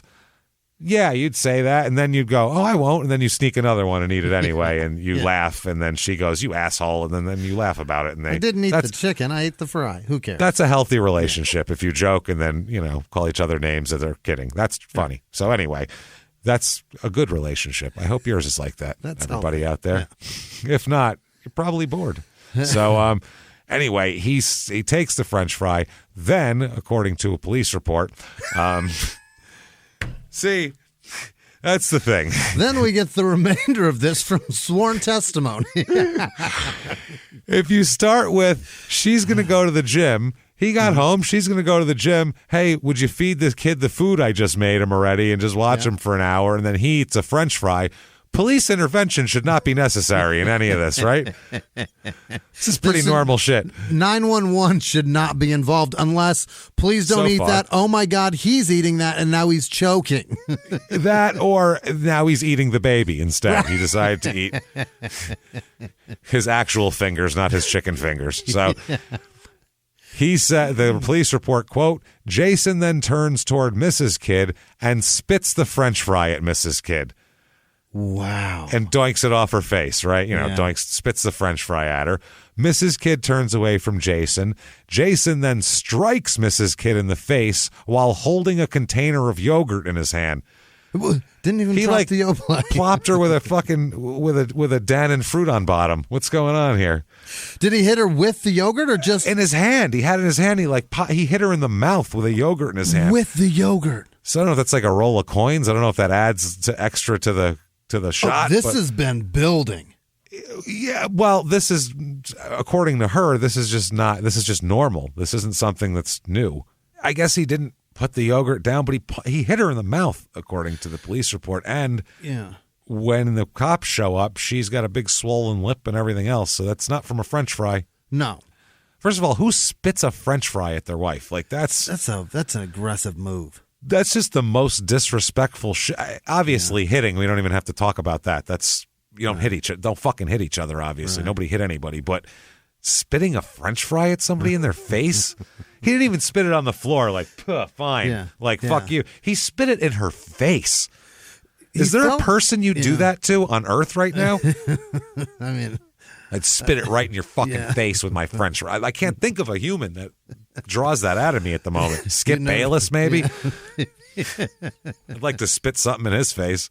I'd like to spit like somebody's AIDS blood in his face is what I'd like to spit. Here. That's what I want. Get some of this. This feels like this has been building for this is animosity and nitpicking that's been building. You don't just, that's not a first move from insult one. And that's not even an insult. That's what I mean. He's claiming she's being nitpicky, which sure, that's fine. You can't, your reaction is to spit in someone's face when they're like, what is wrong with you, dude? Deal with it. How frustrated are you that you can't punch her? And then he does anyway. And then he does, apparently, here, according to the police report, holding a container of yogurt. I guess Jumana then ran upstairs to her bedroom and locked the door to get away from him, to which he immediately kicked the door open. Yes. Because, I'm sure it's every Arizona house with a master bedroom has the double doors. Yep. They meet in the middle. If you push... A 4-year-old could push those open. If the AC comes on, it opens. God damn it. So that's not a very good defense, unfortunately, for her. He kicks the door in. Yeah. This is as she's calling the police, but he kicks the door in, so she hangs up before anybody answers. Uh-huh. So it ring twice, hang up, right? Okay. So the Paradise Valley police call them back because that's what happens. They know who called generally. Right. So it shows up pretty quick. Jason answers the phone. Yeah. And they talk to him first, and then they say, where's your fucking wife? Let's talk to her and make sure everything's okay. So he then has to give the phone to her at this point. He knows he's on tape. He can't be like, fuck you, like he has to. He knows this is going to be on Channel 12 News tonight for a fact. She's usually on TV, and she's not going to be there tonight. They're going to want to know why. That maniac's going to read this on Channel 3, then run for governor in 20 years. Fuck. All right. I better fix this. So he hands it to her. On the 911 tape, Jason Kidd is yelling at her in the background. In the background, yeah. Which is, that's another thing. How out of control do you have to be like, she's on the phone with the cops, and you're like, what the fuck, bitch? Yeah, you fucking told the cops. Like, that's crazy. Tell them what you did. Tell them. That's nuts, man. Uh-huh. That's terrible. She told him, quote, she told the cops, there's just a bad history here. I told him this would be the last time, and he popped me right in the mouth. Yeah. She said she didn't need medical attention. They asked her, do you need medical attention? She said, quote, don't worry about me. This is minor compared to what I usually go through. That was the quote. That was the quote that everybody was like, oh no, going on? That's not good. And also you can hear her on the phone. She's going, yeah, Jason, they'll all believe you, I'm sure. Yeah, I know, they won't believe me. Of course they're going to believe you. And then she says something about, I'm not the one who hit someone with a baseball bat either. Like she brings a baseball bat into it. There's a lot going on the phone call. They're arguing while she's on 911, which is wow. The police arrived at 5:44 p.m. and she was crying and said they'd been arguing since he got home. And she had a swollen lip and blood all in her teeth, and it's, her lip hit her fucking teeth and made her lip bleed. And in Phoenix, these houses are like really close together, but where they lived, I know exactly where the house is. I used to serve papers in there. So secluded, and there's trees all the way around. It's amazing. Paradise Valley is a series of like these mountains. So the way the houses are built on these mountains they're built so like you can barely see your neighbor's house. Like they try to build them so you're not seeing anything but desert, I guess, and his in particular trees in the area where he lives, like East and West streets are names, and North and South are numbered. Preach, Jimmy, tell him. And the North and South streets there are names because they want them to be hidden. It's like, yes, I can't describe it any better than that. He lived on a North and South street, and it was a named street, and there was only like 6 houses in this cul-de-sac, all on one side of the street, because the other side of the street is this giant fucking horse farm, and they're like 5-acre lots. They're huge. So if she screamed from being blasted in the face, nobody's going to hear. Nobody's going to hear. No. The numbered streets are East and West. No. East or North and South. Yeah, they're North and South.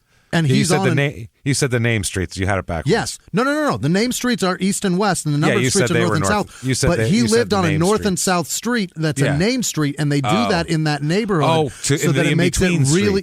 No. It's a North and South street, but they named it so that it's really hard to find it, because that's what the rich people do. So that it confuses the fuck out of people because you don't know what number it is. I serve papers in there, so I'd have to find those houses and then figure out how to get past their giant security gate too on top of it. Yeah. That's fun. And then also navigate their maid as well. So it's a lot of fun serving papers in there back in the day. So anyway, he then admitted to police that he hit her also. Admitted to striking her. So cuffs, hands, either way, he's getting cuffed up, but they talked to him and, she obviously somebody hit her, for fuck's sake. She's bleeding and got a swollen lip. And he said, yep, it happened. So they file a misdemeanor assault charge against him here and domestic battery and all that sort of shit.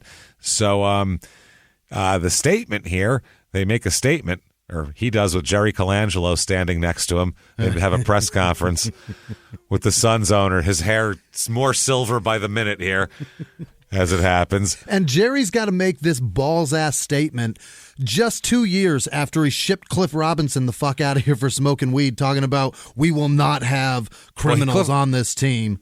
Cliff Robinson was on the 2000 team. That's after that, but this was right after Bobby Chenard on the Diamondbacks had a domestic incident and they shit-canned him. So this was like, and then there was that catcher too. Remember that catcher who had a domestic incident as well? Or he burned somebody's ass with a lighter or something. Rubio Durazo? No. He was a first baseman, Durazo. Who's the little guy? One of their shit catchers. He was like a second-string catcher, but he burned some girl with a Bic lighter in a fucking club or something, and they shipped him off too. Why would you do that anyway? I don't know. That was the whole point. We were like, God, what's wrong with that guy? And they were like, I know, and they shit-canned him. Can't remember his. I don't want to say the wrong guy. And tried to give her a smiley? Yes, like a bus seat in middle school. Yeah. What an asshole. That's what he was doing, I think. So Kid in this press conference says, quote, I love my wife. I love my family.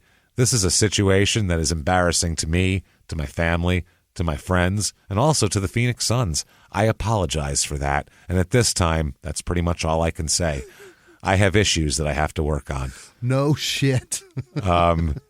So then Jerry Colangelo said, quote, it should be noted that Jumana, Jason, and the Phoenix Suns agree that the focus should be on their personal family issues. And he's not going to be in uniform this night for the game. They have a game that night, but, he's going to, due to the circumstances, he's going to sit out that game. So they said that it's crazy. They've been Mr. and Mrs. Phoenix, King and Queen of Phoenix for a long time. They were even the hosts of the telecast of the New Year's Eve celebration in Tempe, where they dunk a chip into a giant Tostitos jar, which is actually true. That's hysterical. Yep, they were the hosts there. Colangelo said Jumana and Jason are very special people as far as the Phoenix Suns are concerned. Jumana has been a very big part of the Phoenix Suns family, and we care about them both very much. We know they love each other. We know there are issues to be worked out. They need time to make that happen. How silver is that statement? Right. Well, you're not their marriage counselor. She's picking peaches out of her hair from the bottom of the yogurt. I was going to say, that thing definitely exploded when he hit her in the... There's not a... There's not a yogurt container on Earth that can withstand the impact of a man's punch to someone's face. It's not He mashed happening. a yogurt in her face. Poof. The cops showed up. There was yogurt on the cabinets. You know it. In the kid's hair. Yeah. Everywhere. A 2-year-old might laugh at that. Yeah, they might not he might know have that. giggled. They might not know that that's horrible. Right. He might know that's violence. They just go, yeah, yogurt rain. Who knows?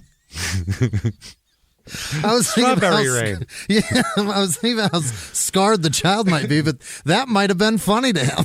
Who knows? Yeah, he might not know what violence is yet, Right. That's terrible, though. So I'm sure the screaming and yelling probably alerted him to it. Yeah, there's a little indication. So a judge ordered Kid to have no contact with his wife until after his arraignment. Okay. Wow. And so that was scheduled there. And the reports also said that the kid was forbidden to return to their Paradise Valley home. And he's been ordered, that home's also been ordered to be under observation by a third party. I don't know what the fuck that means. If they have a cop standing in the driveway or something. It's probably Child Protective Services. Maybe. But even though he's not supposed to, the kids held a press conference together. They're not right supposed next to each other. On camera, TV, for Christ's sake. Documenting being in proximity of her. At the arena at Channel 12, or Channel 12, it was on TV, and a Channel 12 photographer captured images of Jason playing with his son in the backyard of the family home, which he wasn't supposed to be at as well. What the hell is happening? Then he said, quote, this was in the press conference, he said, quote, I can promise you one thing, this will never happen again. There's no way you can condone something like that. It's a mistake, and you have to live with it and try to learn from it. Mm-hmm.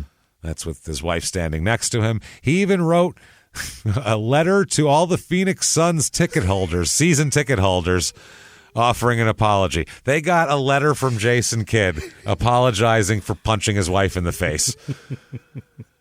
What a weird thing to do. What a weird thing to do. Just you guys work it out. Apologize to her. Leave me out of it. You don't know me. That's a personal matter. Babe, you're not going to believe this. We got a letter from Jason Kidd. Really? What's it say? He said he's sorry for wasting yogurt.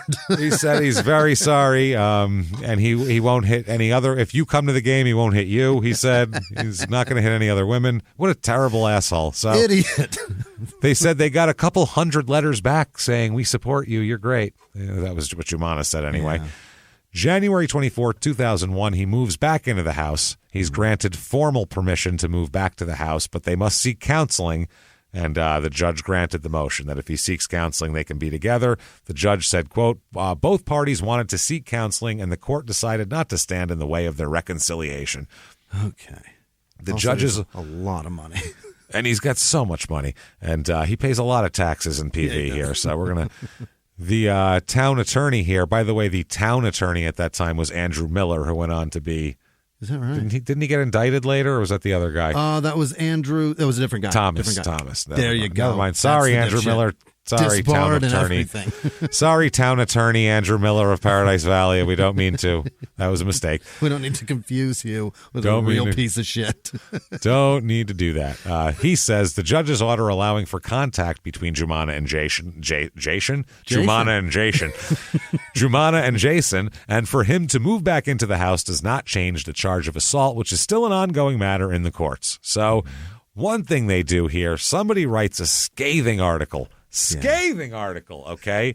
It's not about, him acting like a family man who loves his wife and appears with her on TV and then beating the shit out of her in private. Right. It's not about a trite apology next to the owner that's very self-serving and all that shit. It's not about any of that. It's about how we're not in the playoffs? No. It's about the fact that he lied and was on a billboard and sold. It was like it was a pitchman for Estrella Mountain Ranch homes. And he doesn't actually live there. They found out from this that he lives in Paradise Valley and not in Estrella Mountain Ranch or whatever the fuck it is. Yeah, Estrella We've been Mountain jogging Ranch. every day. Never see him. Pass by his house. Maybe he'll be outside getting his newspaper. Nothing. I don't see shit. So... Here's from an article. It certainly was a shock to hear Paradise Valley police arrested Jason Kidd on charges of hitting his wife because I thought he lived at Estrella Mountain Ranch. I think we're mad at the wrong thing here. I think we're upset with the wrong shit. That's really somebody do. that bought a house hoping that he would help raise the property value around here, and he's not here. That's someone that tells her friends, Jason Kidd lives in my neighborhood. Right. That's that asshole. Yeah. My friends back home in Nebraska saw the news. He doesn't live here. Yeah, it's bullshit, man. When someone comes in from town, out of town, and they take them to their house, they pass by one house and they go, I think that's where Jason Kidd lives. And they're like, really? They go, yeah. And they keep driving. It would be bigger. Yeah, It's wow. a fucking cookie cutter subdivision. He doesn't live there, you guys. That's the other thing we have to say. This is a middle of nowhere, 30 miles from downtown, cookie cutter, tract home subdivision. This is you can build a house there and pick some colors, but you don't get to pick fuck shit else. Remember that Indiana Jones movie when they incinerated that town that all looked the same? That's what it looks like. It's all the same, and it's plastic, and no real people don't live there. It's weird. They're all like mannequins. So that is the greatest letter I've ever heard. This is up in the paper. This is a published thing. So good. At least that's what the billboards had me believing. The one with kid cradling a basketball and the word "a kid's paradise." Those billboards are gone now, stripped off their mammoth canvases, probably by some poor guy who got called in on his day off after the folks at Estrella Mountain Ranch realized they had a wife beater as a spokesman. Jesus. Kids signed by the Sons in 96 was signed by Estrella Mountain Ranch in February of 99. According to county real estate records, Jason and Jumana Kidd got a house on Eagle Drive in return for his endorsement. Estrella Mountain Ranch on the far west side of Phoenix will be, wow, that's a lot. It's the largest master plan community with 70,000 homes. Yeah, it's a big place. It's a sea of homes. Yeah, yeah, and it's a golf community, and that's what they're trying to. It's a Goodyear or some shit. Oh, it's there. Buckeye, baby. It's so far out there. So anyway, one guy here. This is Robert McLeod, 56, who lives across from Kidd's house that they gave him that he doesn't live in. Quote: He's not a neighbor. That's what he says. As far as living here, he hasn't. Yeah. He said that Kidd and his family were out there for a series of photo shoots. They walked a dog and golfed and posed for the ads and gave the impression that they were residents here, and then moved into a $4.5 million Paradise Valley mansion instead. They were like, we're not fucking living here. Yeah. By the way, if he doesn't complete his endorsement deal, the real estate papers say that he has to pay them $215,000, which was the value of the house at the time. So he might have had to pay for that. That might be the largest penalty he gets for hitting his wife might be having to buy a house in Estrella Mountain Ranch. He might have literally. He might have to pay for the house that they gifted him. That's it. That he doesn't want. Right. Yeah. That's it. Because that's more than the NBA will do. I'll tell you that much. March 2001 here, he reaches a plea agreement with the prosecutors where he will have the charge dropped if he undergoes 6 months of counseling and stays out of trouble for a year. Okay. So it's guilty to the domestic violence, and then it'll be dropped if he does his thing here. What year was that? This is March of 2001. Uh-huh. So according to two domestic abuse experts who are on the case, Kidd has already demonstrated more effort to correct the problem than most people have. Oh boy! Founder of the National Coalition Against Violent Athletes, Kathy Redmond, said, "That is highly extraordinary. The fact that he is still talking to the counselor, even though his 6 months are up, is the first. This is the first time I've ever seen that happen in 200 cases. Usually, many of these athletes are so busy fighting it and saying they're not guilty." So the Coalition Against Violent Athletes is saying he's going to even more counseling. Mind blown. All fixed. He's amazing. What is he, Jimmy? He's good now. He is good now, baby. And he goes to therapy, James. He's also my kind of guy. My kind of guy. So everything is take that broom out, sweep it right under the carpet like you're getting swept by the Spurs in the first round of the playoffs. And then another good benefit that he doesn't know he's about to get is that 9/11 is going to wipe this from people's memories. No one will remember this. Nobody will remember this in 5 months. This is all over. 9/11 was like that Men in Black fucking mind eraser thing. God, that's what it was. It was the click, Great everyone Reset. forgot everything before that, and we're just like, why are you wearing that on your head? Like, it just turned into a really weird time in our country. Yeah, So, people just questioning everything that doesn't look red, white, and blue. very weird shit there. 2000-2001 season, during all this, in the midst of this, he's an all-star. Still starts 76 games, just a few he missed I think he missed 4 for his problem arrested. there, being arrested. Averages 16.9 points a game. That ties a career high. 9.8 assists per game, leads the league. 6.4 rebounds, 2.2 steals. Has his normal fine season. Yeah. $7,680,000 he also makes this year. Disgusting. Good Lord. Shitloads of money. By the way, he's leading the league in triple doubles every year. Yeah.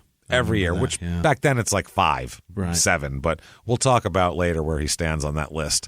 But what's the triple doubles that he's doing? Are they their assists, points, and rebounds? Rebounds, yeah. Motherfucker. Oh, yeah, he's a guy who'll he can pull down 10 rebounds. I mean, if That's you average insane. 6 or 7 a game, there's games you're getting 10 easy. I mean, that's the way it is.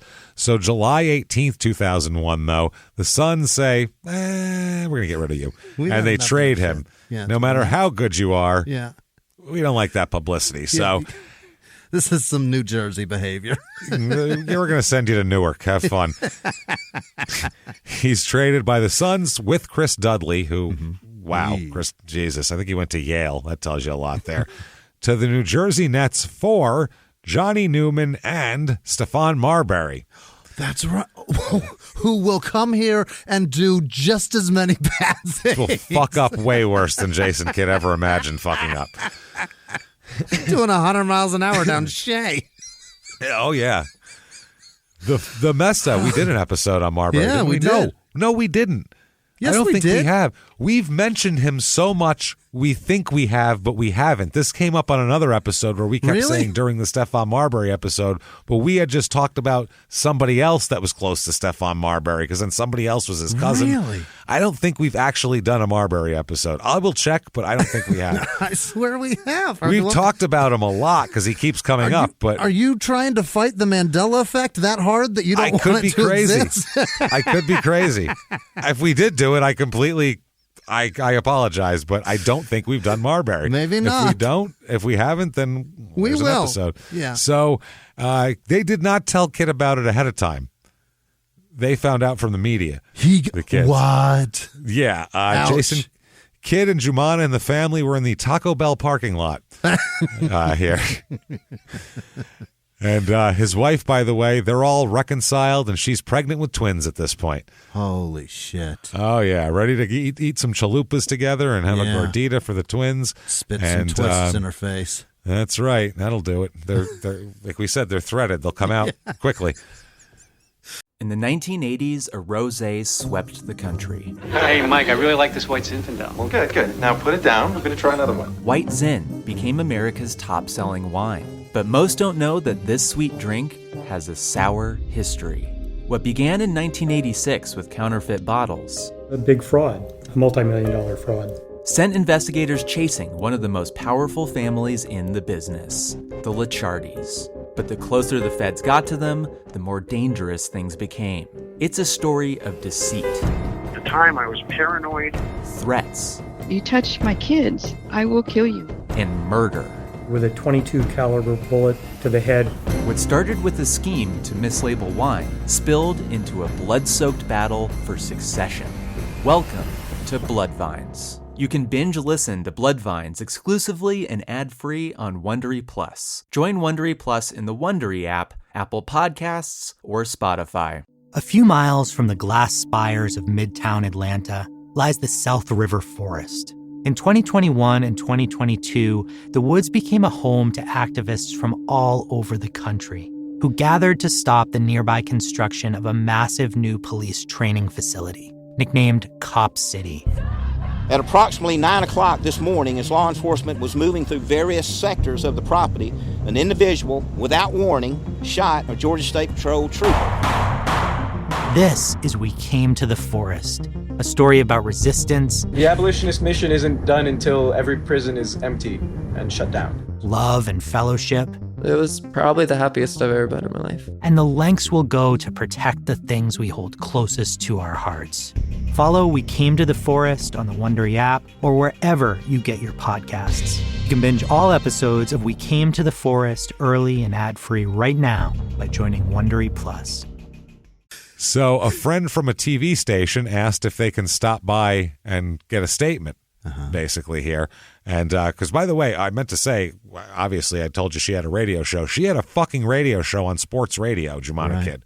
Yeah. Like, it was a daily show, I believe. Was it on 620 or 910? I think it was 910. I think it was 620. 620, yeah. I think it wasn't 910. Yep. It was the other one, yeah. Yep. It wasn't the kind of the better one. It was kind of the ones that the one that played the games, because I think 620 is what broadcasted the Suns game. So that's what it was. Gambo and Ash and those douches. No, that was 910.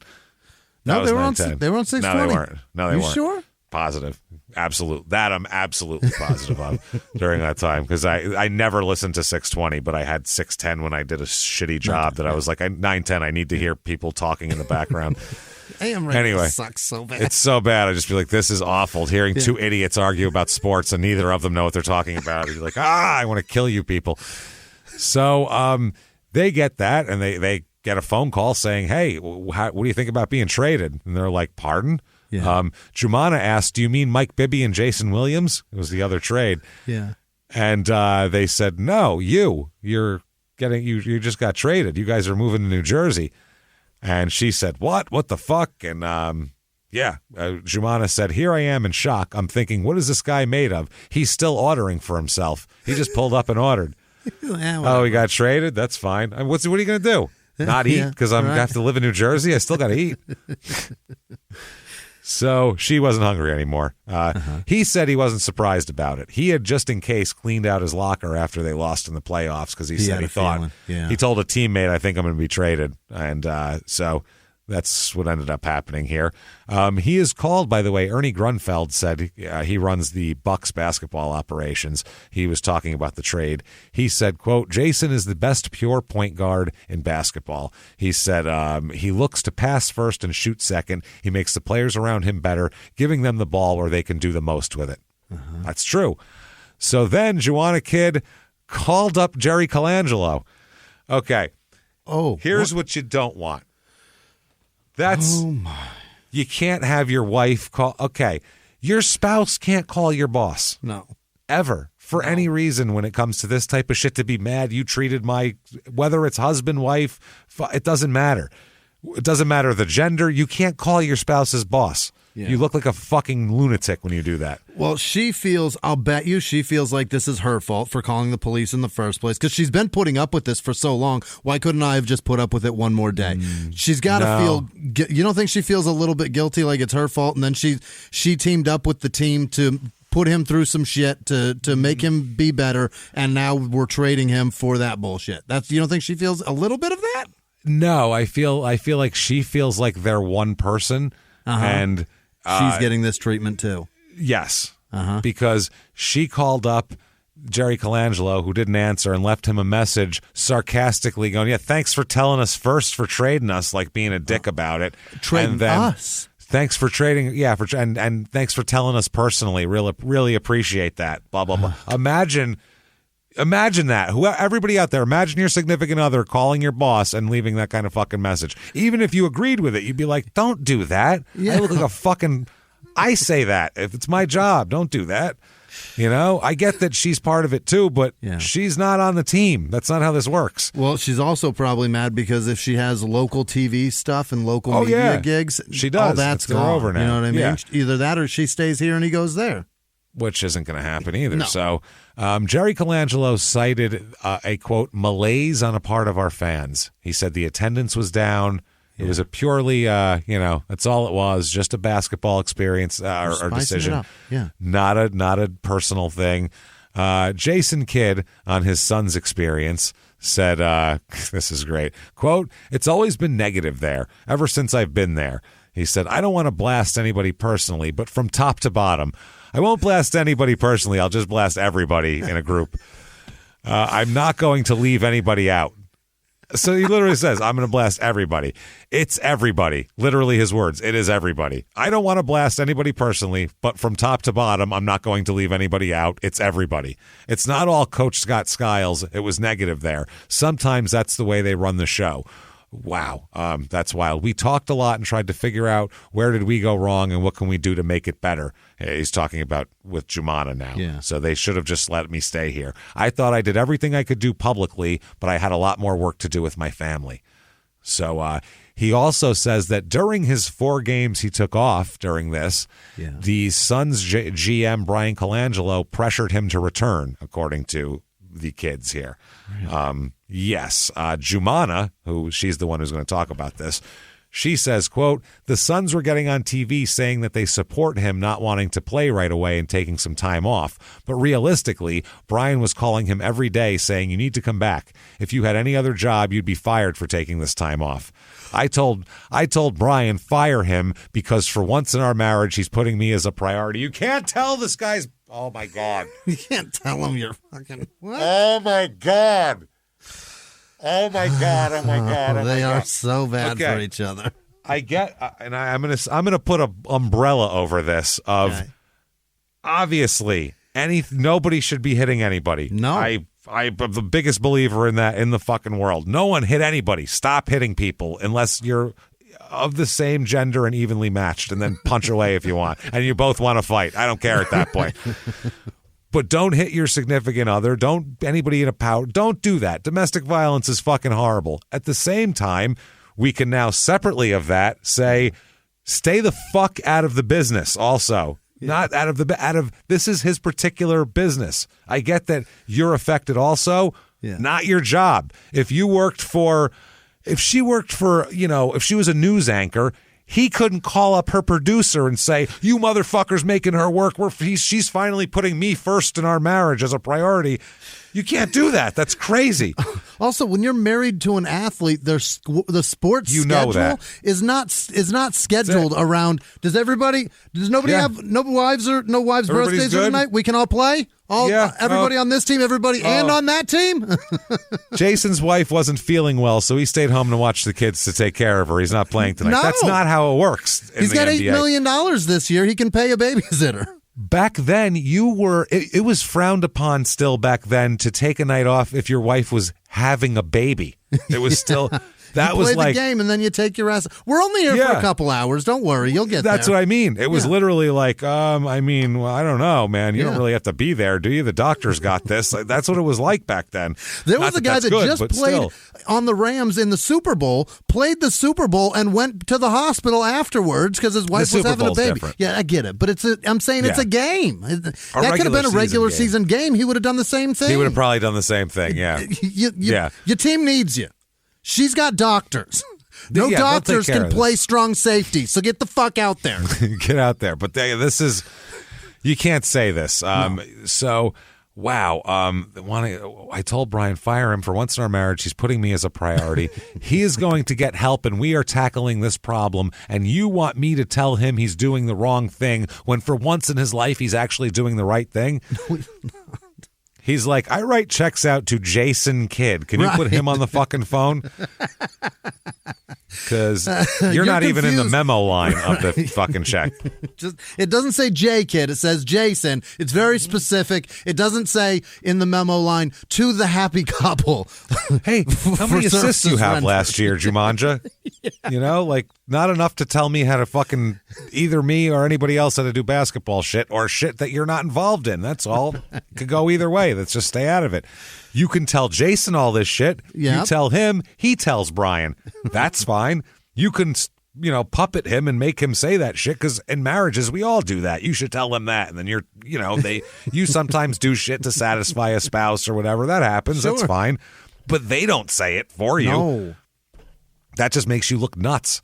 So at home, like I said, he's doing anger management and counseling and all this type of shit. And so now they're going to go to New Jersey. So they're like, Jesus Christ, I don't know, what to do here.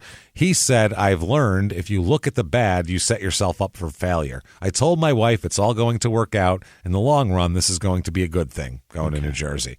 So Jumana and Jason both grew up in the Bay Area. So so this sucks. Newark and Berkeley are, I can't tell you how absolutely different galaxies those two places are in. They're just fish out of water, nothing. This is a fish on dry land.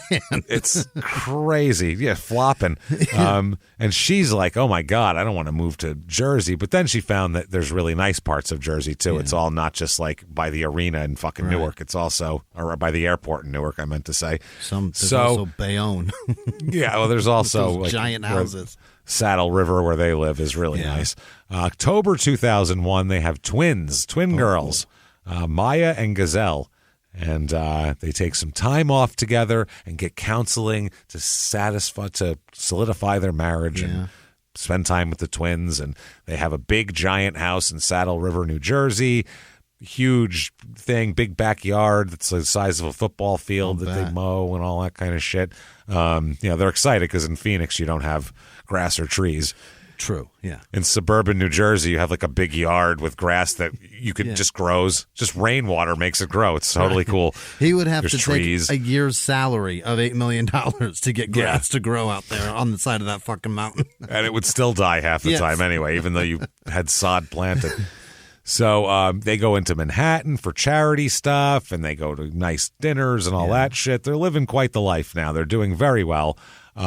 Kids also, by the way, going to make a shitload of money, as we'll find out. So I think they'll make do. Sure. So Kid said, though, once his contract's up the year after this, I don't know if I'll stay in New Jersey. We'll have to see how we like it. He said family will be a big factor. In other words, Jumana will tell me where we're going to live. I believe that's what that means. Jumana will tell me what we can afford. What we're supposed to be living in.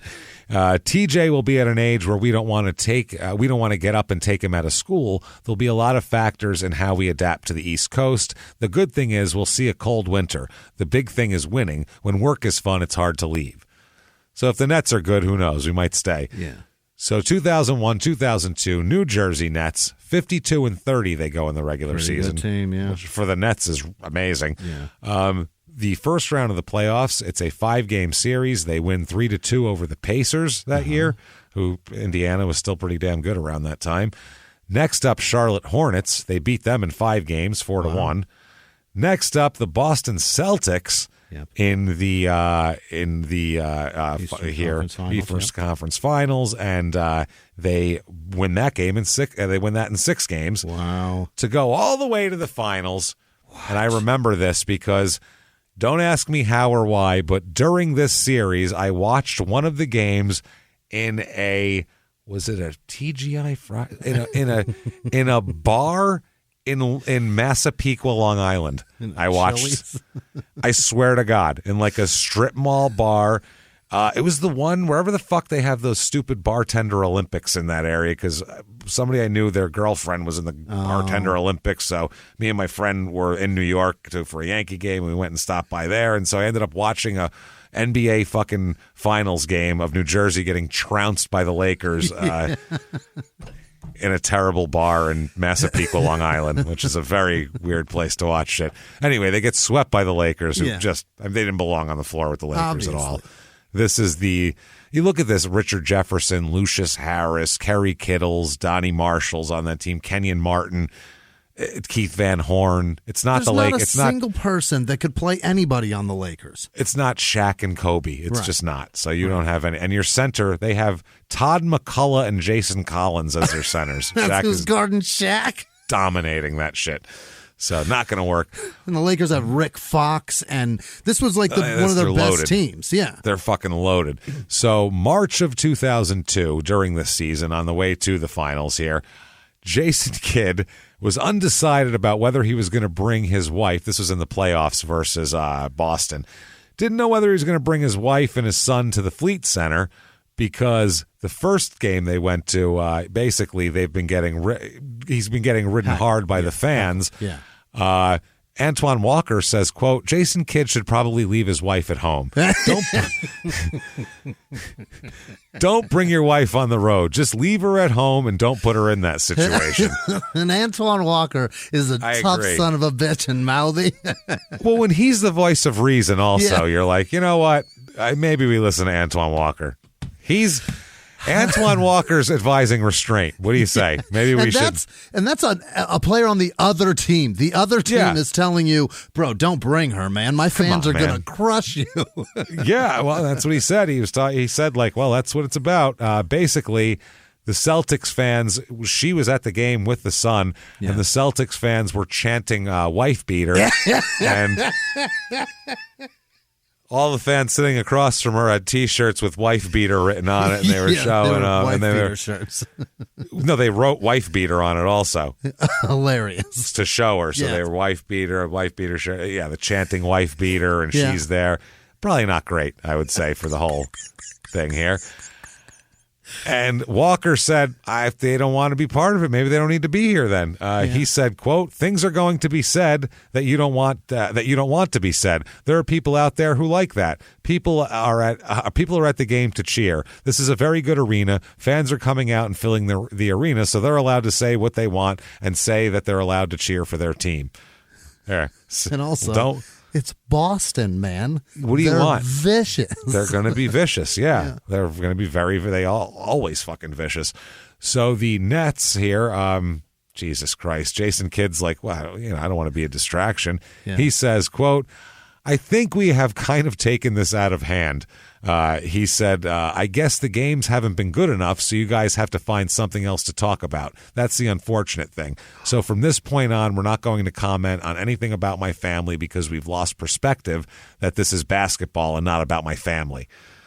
Well, you made it about your family when you punched your wife in the mouth. Right. As a public figure. Yeah. And you put your family in the public figure by being the face of so much corporate shit. Do you want that money or do you not? What do you want? By the way, also, the Nets fans retaliated by holding a sign up when they went back to New Jersey during that series that read, quote, will someone please stab Paul Pierce? Which, because he was stabbed the year before. Yeah. That's not cool. That's something you say to your friend or like to your friend on a podcast in front of an audience of hundreds of thousands of people, but not something, you don't make a sign that says it. That's crazy. That's crazy. Or Lewis. That's nuts. So they confiscated they didn't let the person have that sign. You can't go for violence here. They asked Paul Pierce if he's bothered by that, and he said, not at all. People are going to say what they want to say. My main job is to go on the court and focus on doing what I need to do. Yeah. If you have to worry about what each 20,000 person might be thinking, you're not going to play well. So Jason's an all-star this year, all 82 games, 14 points, 9.9 assists, 7.3 rebounds. Fucking awesome. Second in the MVP voting this year as well. Right behind Kobe? Yeah, I think so. Or either Kobe or Shaq, one of them. $8,447,500 too this year. Not too shabby. 2002, 2003, 49 and 33. This year, they beat the Bucks in 6 in the playoffs. They sweep the Celtics in 4 the next round. Then they sweep the Pistons in 4. No shit. So they get to the finals going 12-2, which is a great. Unreal. They're rolling.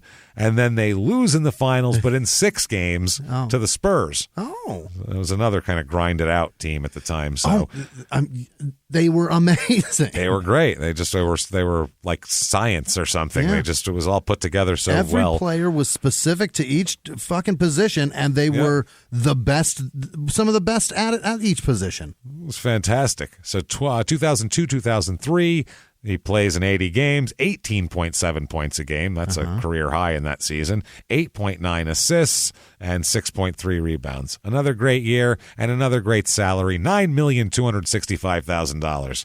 Guys made $80 million. Wait till you hear more. 2003 and 4 with the Nets, 47 and 35. They lose to the Pistons in 7 games in the second round of the playoffs. They swept the Knicks in the first round. Thanks a lot, assholes. So, kid's an all-star again. Yeah. 15.5 points, 9.2 rebound or 9.2 assists, 6.4 rebounds. Yeah. And his money.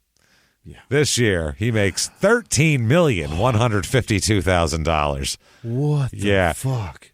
In addition to that, in 2000, he vows that he's found God, Jimmy. Does he think found Mark him. Wahlberg? I found him. It was weird.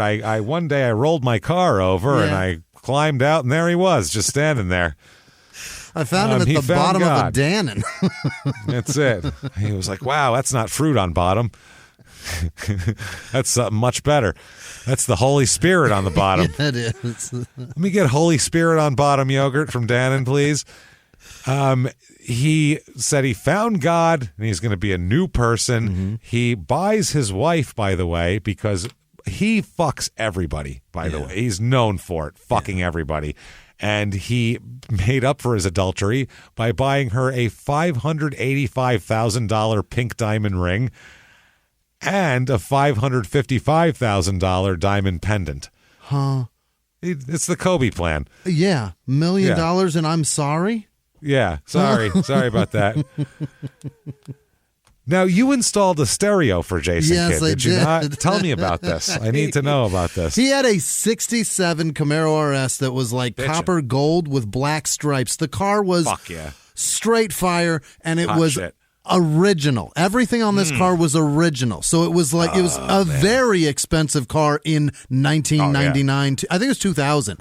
It's a $60,000 car right now. It's crazy. It's beautiful. So he brought the car in. Yeah, he brought the car into the car stereo shop that I worked in, and he wanted us to cut the shit out of the back deck and put 6x9s in it. No. And then he wanted us to cut the dash and put a stereo in it. And then he wanted us to drill a hole in the fender to wire it with an antenna because it came with no stereo.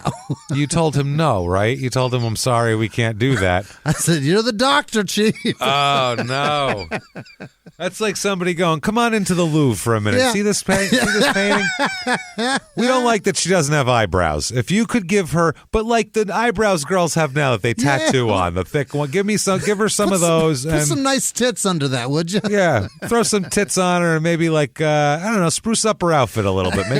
Make the old broad look like she's ready to do something. You know what I'm saying? So all right. He picked where the antenna goes because the antenna on a car should go on the front fender. He wanted it on the back fender so that there's no blind spots because an antenna historically really blinds the shit out of you. I can't see anything when there's an antenna in my way. Can't see anything on the right side of this car. What the fuck? I can't see around this thing. So we put the antenna on the back, but the trunk lid on an old Camaro like that is so super short. So when it comes up, it's very short. Yeah. It would smash the antenna. So we put 2 feet. Yeah, we put a little button in there so that when the trunk lid pops, that antenna goes down. It was a power antenna. Yeah. So we showed him that, and he goes, "Huh, cool." And then he was like, "Who do I pay?" And 0 smiles, not impressed, not happy. This car it sounded amazing, and even still, I wanted to cry because we cut the living shit out of it. You fucking destroyed it. Yeah. Somebody right now owns that car, and they're like, "Who? If some asshole didn't cut this fucking dashboard apart, this thing would be mint." Perfect. And I don't want to run down a business, but the business is run down itself. It's not a historically known for its quality workmanship place. It's known for the $1 wire. It's where you take wire a Camry. finder. Yeah, it's where you take a Camry that someone put shitty rims on. Yeah. That's what it is. And you plug and play. You get those ones, the ones with the wire harness that just plugs right in. You put your deck in. It's fine. This didn't have a wired deck. We had to cut the shit out of it and run wires all over the place. They cut his dash. Extra power, even. They Did you cut have to his put an dash extra power source and with a everything? Sawzall, James. Oh no!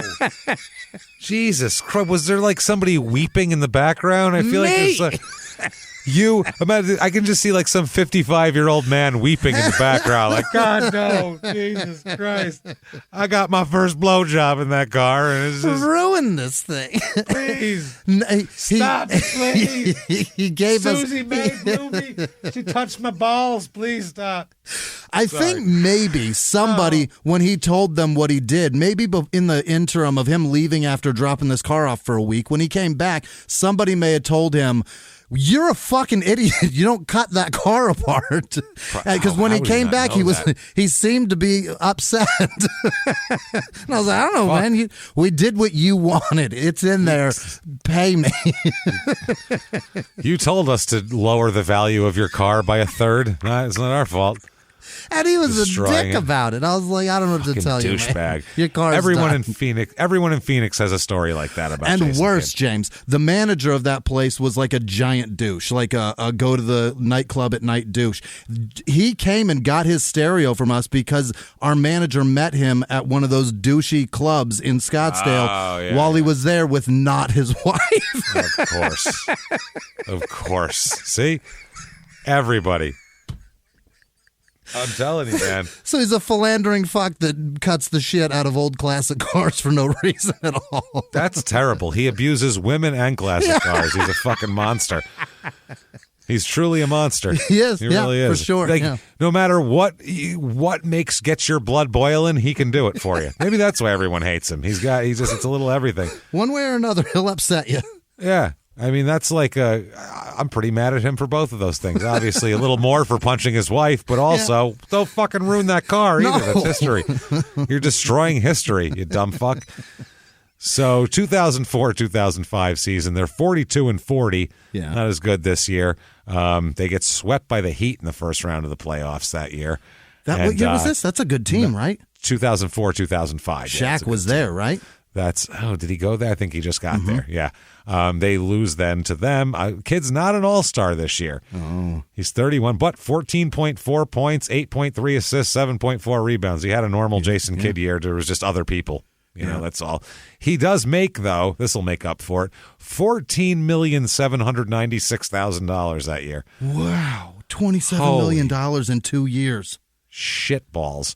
2005-06 New Jersey. He's not an all-star again. 13.3 points, 8.4 assists, 7.3 rebounds. Still having his regular year. Yeah. And at the pay window here, as Dusty Rhodes would say, at the pay window, $16,440,000 this year. $16 million. $16,440,000. I was like, he only made $16,000? God, what a bum. He's got nothing. Yeah. 2006-2007 here. This is when it gets interesting that season, because during this season, maybe this is why he wasn't an all-star, January 9, 2007, he files for divorce. Okay. This is crazy. He surprised her. First, he took out a temporary restraining order against Jumana and kicked her out of the house. Take you $1 million in jewelry and get the fuck out. Yeah. Then she was allowed to return home while he went to a basketball game to get some of her shit, but she is barred from the arena and the team's practice facility via the nets as well. Okay, so that counts there. That should make sense anyway. You don't work here.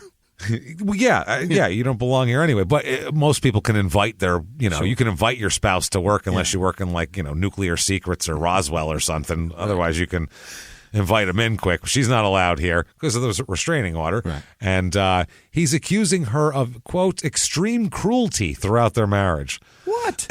Somebody got punched in the face with a yogurt and it wasn't you, sir. In papers here, he accuses Jumana of physically and mentally abusing him, threatening to make false domestic violence complaints against him to police, and interfering with his relationship with his children. They say, this is his papers here, the defendant, meaning her, the defendant's extreme and unwarranted jealousy and rage has left the plaintiff concerned about her emotional stability. You constantly cheat on her. Yeah. And don't hit her. Yeah. Throughout this, he brings up jealousy a million times. It's like, because you're constantly cheating on her to the point where you have to buy her $1 million worth of diamonds. Right. You know what I mean? That's a lot of cheating. Kobe Bryant did that for getting a rape charge and fucking a counter chick, was sodomizing a teenage counter girl. That's what he had to pay for illegally. Maybe allegedly. We don't know. What the fuck, man? But that was his apology, and he kept her.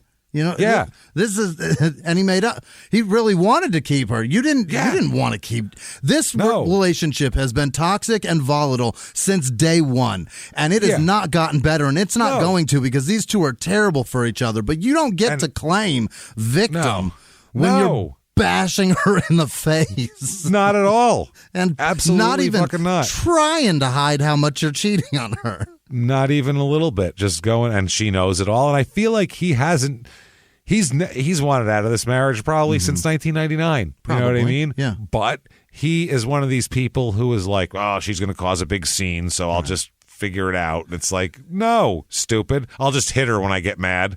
Like, no, that's not going to work.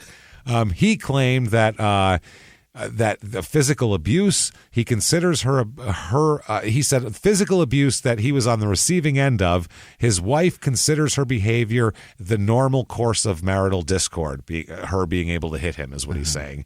He said that she grew increasingly controlling and manipulative and took to, quote, dissing his career in front of the children. He said dissing. Dissing? That's in a court document. She's dissing my career in front of the children and lying down in front of kid's car to prevent him from attending professional obligations. Oh, God. You're not leaving. He says, quote, since the inception of marriage, defendant Jumana, her method of displaying anger or dealing with frustration has been to hit Jason, punch Jason, kick Jason, or throw nearby household objects at plaintiff. He also said that his wife, quote, threatened to call 911 and file fictitious domestic violence reports. Holy shit. Jason Kidd filed for divorce from his wife today on the grounds of extreme cruelty over a long period of time, his attorney said. And as this is an extremely difficult personal matter, I ask that the privacy of the Kidd family be respected. He said that 2 days after Christmas, Kidd sent her son, TJ, into the locker room as like some sort of Trojan horse so she could go behind him and, quote, rummage through his belongings. And then, quote, after finding Kidd's cell phone, Jumana left the locker room to investigate the names and numbers on the cell phone. Oh, God damn it. Leaving the boy in the locker room, Jumana Kidd then, quote, took a front row seat in the arena and proceeded to shout personal insults at her husband throughout the game. He claims she heckled him from the front row at his own wife. Nice shot. Who's Serena? Yeah. No shit. Imagine being one of the players on the other team and being like, yeah, no shit, right? He's a punk. Like, you could really get on a guy for that. Even your wife says you suck. So, wow. Did that. Yeah, that's his claim. Kidd also claimed that his wife spent tons and tons of money, quote, insisted upon excess household help, upon lavish gifts, and upon excessive high-end clothing.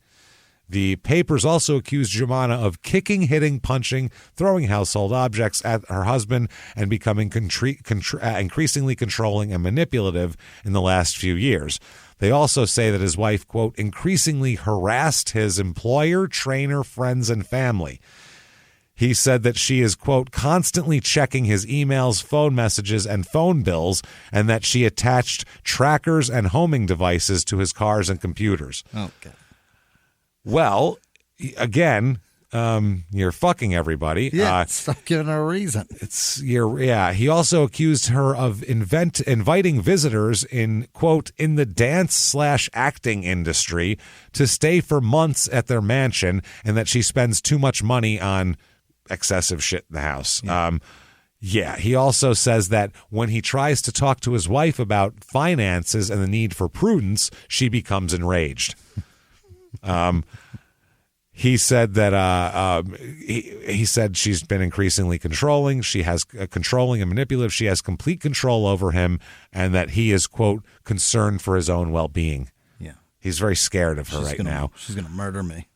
He doesn't ask for sole custody of the children, though. He's like, I mean, I don't have shit to do. I can't be watching the kids. That's another issue. He doesn't. He said it's in the best interest that the parties share physical and legal custody of the children. Like, she's a psycho and everything, but I mean, you know, I can't watch the kids all the time. I just can't. They gotta be running around the house. I got random strange running through here. Yeah, I got all sorts of shit happening. I don't even know what room they're in. You know what I'm saying? I make my own French fries now. Fuck that. So, he said they asked him about it, and he said, I can't talk about my personal stuff. I hope you guys will respect this tough situation my family is going through and that we can resolve it as quickly as possible. And they said, is this a distraction? And he said, there's really no distraction. This is my job. Now, they said that it came as a big surprise, Jumana said, because this is directly from an article. Kid's sudden move to end his troubled 10-year marriage caught Jumana Kid and her lawyers by surprise. Yeah. Quote, we were in a conversation with Mr. Kid's lawyers today, and there was no mention of an intention to file. Okay, if your lawyers are talking to your wife's lawyers, there's a problem in your marriage. You're discussing something. Yeah. Me and Sarah don't have different lawyers that talk to each other. We don't mediate ever. Your day for you? No, never. We just talk about it, figure out what we want for dinner. It's really fun. So that's wild. The lawyers, this was after, like we said, the restraining order and all that. Her lawyer also says that Kid has been living at an unknown residence for several weeks, Jason. He hasn't been home. Huh? He said it was a tough and difficult situation. He didn't know what else to say about it.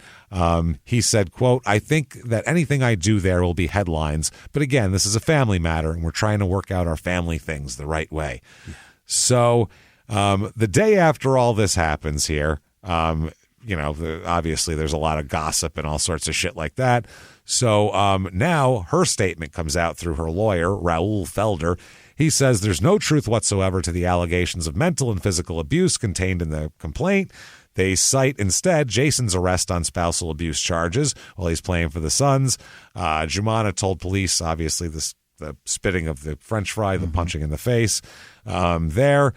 He says, the lawyer, quote, here's this lady who's 5'2", 105 pounds, whose husband's already pleaded guilty to beating her up over some French fries, was fined, and then took anger management counseling. He claims he's afraid of her. Yeah. He said that his client was, quote, a battered woman in every sense of the word, and they promised to file a counterclaim against Jason within a week. She says she didn't abuse him. The lawyer says, quote, it's a totally distorted, askew, and untruthful perception of events, which we are going to straighten out. He's going to have to deal with this in a court of law, not on the basketball court. Right. Okay. He said the kid's been living away from home. He said, quote, he disappeared. If she wanted to see him, she had to go to a ball game. He just left. He's acting like he was so terrified of her that he had to leave the house. He's in like a one-bedroom apartment with the lights off. Right. Like peeking out of the curtains, one eye, like listening to Who Can It Be Now? Yeah. Yeah. Look at his eye back and forth. Who can it be now? Do we have your play? He's just hiding. Go away. I got a lot of ammunition in here. Yeah, it's going on now. The lawyer said he's disappeared. I love that. He's disappeared. So they also said that Kid said he wants it to be private, but he has publicly released all these allegations. The lawyer said if he said it will be private, but it's very hard to put the genie back in the bottle and deal with this in a sensible fashion. Like, in other words, it's on now, motherfucker. You asked for it. So basically they also mentioned that he didn't have to say that shit. Under the no-fault divorce laws in Jersey, he doesn't have to find fault with his wife. He can just make a vague legal statement about irreconcilable differences and quietly dissolve a marriage. You don't have to have a big thing in Jersey. It's not a big deal. But he had to say that shit, which is fucking wild. And then he asked that the privacy of his family be respected after he released. Yeah. Yeah. It's fucking crazy. She beats me. Please don't talk about this. But don't talk about it at all. I fear for my life. Let's talk only about the upcoming game with the Washington Wizards. That's all I want to talk about right now. Just the Charlotte Hornets and nothing else. Fuck out of here. So the Jumana's attorney called this, quote, this is amazing, called Kid's public statements the Saddam Hussein School of Public Relations. Holy shit. That's false is what he said. Inflammatory. Yeah, I would say. It's very inflammatory. Jason doesn't know where to turn. No. He doesn't. He's by himself. Who does he have right now? He's run to this apartment. He's got, who he has? All he has? Yeah. And lucky for him, he's right there. All he has is God, Jimmy. And God pays him a visit. And he says...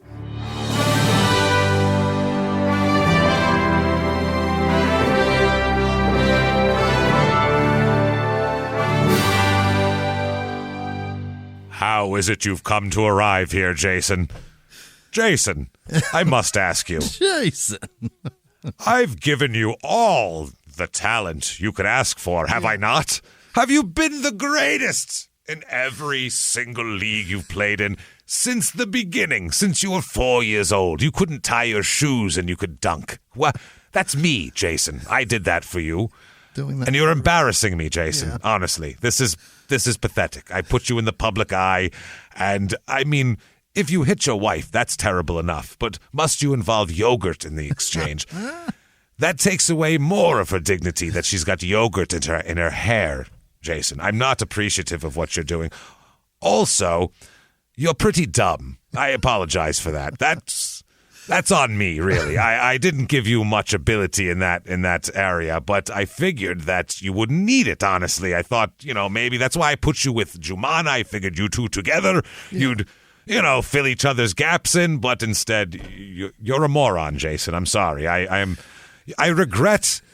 rarely regret a creation, Jason, but I feel at this point I should have put more energy into Stefan Marbury and maybe changed his future. But I'm very busy, 7 billion, gotta go now, Jason. But I don't know. Don't fuck up more, please. Jesus Christ, you're embarrassing. Poof. And in a cloud of clouds, he's gone. And Jason's like, I'm with you, God. I'll do it. I'm so sorry about that Camaro. He's fine. Now, there are some, I'm sorry, God. That Camaro is beautiful. It's the best thing he ever did. So, some things from New Jersey, too, because we have to say that, she is a pain in the ass to like the players and shit like that. Yeah. Like we said, can't hit her. That's what it is. Do it. You can divorce her. You can do whatever you want. Can't hit people. No. She was called 5-0 by the other players. What? Her nickname was 5-0. Like when you're a kid, when the cops come, you go 5-0. That's what they called her. Stop doing what you're doing. When she came in the locker room, literally someone would yell 5-0 and everybody would fucking beat P's and Q's. Yeah. That's wild. So, kids, that was all of the teammates did that here because they say she would come in. She was a busybody. She'd snoop on her husband. She'd be asking their girlfriends and wives if they knew where Jason was and if they'd seen him and all that kind of shit. And they were like, yo, it causes problems in my house. Apparently, too, she would like just pop in on marketing meetings for the Nets that she wasn't invited to. She'd just show up and be like, what are we doing? And they're like, you don't work here. You don't work here. Yeah, she would demanded the courtside seats as well. She wanted to have the courtside seats rather than in the boxes where families normally sit because it's safer. Right. It's more control. They can control. It's a security thing at that point. That's where people don't scream wife beater in your face up there. Yeah. Well, up there, they put you in a box, and there's a security guy outside. Mm-hmm. No one can come in and bother you. If you're front row, you're fodder for everybody. It's secure, and it's extra pressure on the team to secure you at that point, especially if you're a controversial figure like this. So anyway, she said he did a lot of that sort of thing. She would pester management, quote, about things like players having to clear snow off their cars. She'd be like, why do they have to clear the snow off their cars when they go out there? Why don't you have somebody go out there when they're practicing and it snows and clear their cars off for them? Oh, my God, lady. Because they're amazing athletes. They can take a fucking brush and go like this on their windshield back and forth 3 fucking times. I see 90-year-old ladies doing it. I live in New York. I literally see 90-year-old ladies doing it in a CVS parking lot. They can do it, too. We're from Paradise Valley. We're not used to this. It's ridiculous. Snow was not in our contract. Here is a quote, Nets insider says, quote, Jumana has always been a major nuisance to the Nets and the Nets players. To be fair, she paid for her front row seats, but it was always high alert whenever she was around. Oh, man. So, they said that it was no surprise in all the Nets, like amongst the players, that this marriage was ending here. That was big time here. They said that she helped distract. They said they liked having, a kid would say he liked having her sit there because she'll distract the other team like they've never seen hot women before. Jason. Come on. They have dance squads that are right there. 20 women dance squads that have bodies like that you couldn't fucking imagine in your wildest dreams. Like, are you kidding me? She's certainly a beautiful woman, but she's not. Yeah. She's not that. She's not No one's distracting to a basketball player on a court. No. That's the thing. You could be on fire. People are holding up dildos, waving them around while they're shooting free throws, and they just look right through it and sink the shot. They're not paying attention. That's what I'm saying. It's nothing against her. So she was frequently photographed close up by the TV cameras. She's always in the middle of everything. She denies making demands on Nets management or even dressing provocatively for the opposing players for distraction. She's fighting dirty. They said that she's yet to say anything negative about her husband, and her lawyer said Team Kid should appreciate that they have 3 young children who can read and hear what's being said about their mother. Then she files. Okay. She tried to keep it sealed, but his lawyer fought against keeping it sealed, so it wasn't sealed. She asked for it to be sealed, so this didn't have to be like this, Jason, at all. She accused him of beating her constantly and cheating on her. She said Kid regularly punched, slapped, and choked her, and in separate incidents used a baseball bat and then other things to beat her. Wow. She said the abuse got so bad she took to hiding a bag filled with keys and cash in her backyard on the advice of a basketball coach's wife that she knows. Told her, in case you have to escape, put cash in it. Put all the key in case he takes your keys and freezes your accounts. Have a bunch of cash and keys out there so you can take your car and go. In case he flew into a rage and locked her out of the house too, anything like that. She said though she stayed because Kid would regularly confess his bullshit and promise to change. I'm sorry I did that. Here's a $500,000 diamond, and it would be okay. Cyclical spousal abuse. Yeah. Yeah. Now, to this, they're on the other side, too. They're putting out nasty things. One of Jason Kidd's friends said, quote, "It's not surprising she's going to terrorize the team some more." They all hate her on that team, like all the players. So she keeps going on with this. He said that she, at one point, right before their marriage even happened in 1996, he grabbed her by the throat and held her up against the wall and choked her. Jesus. Throughout the years, she said he broke her ribs, punched her in front of her friends, threw her across a room, hit her with a baseball bat, knocked her unconscious with a purse before pouring a bottle of champagne on her. He's so disrespectful, dude. It's not only the hitting. He's got to also be like, and you mean nothing. You're garbage to me, too. And not even the piece of trash. Yeah, the hitting is also, I'm not saying, but in addition, I also spit on you because I don't care even that much about you. Even if you're hurt, I don't care about you. I'll pour something on you even if you're hurt. And also smashed a large rock on her arm one time and hurt her arm. She claimed that he went after her with everything. At one point, here's a quote: struck the defendant with her purse, or he accused her of striking him with her purse.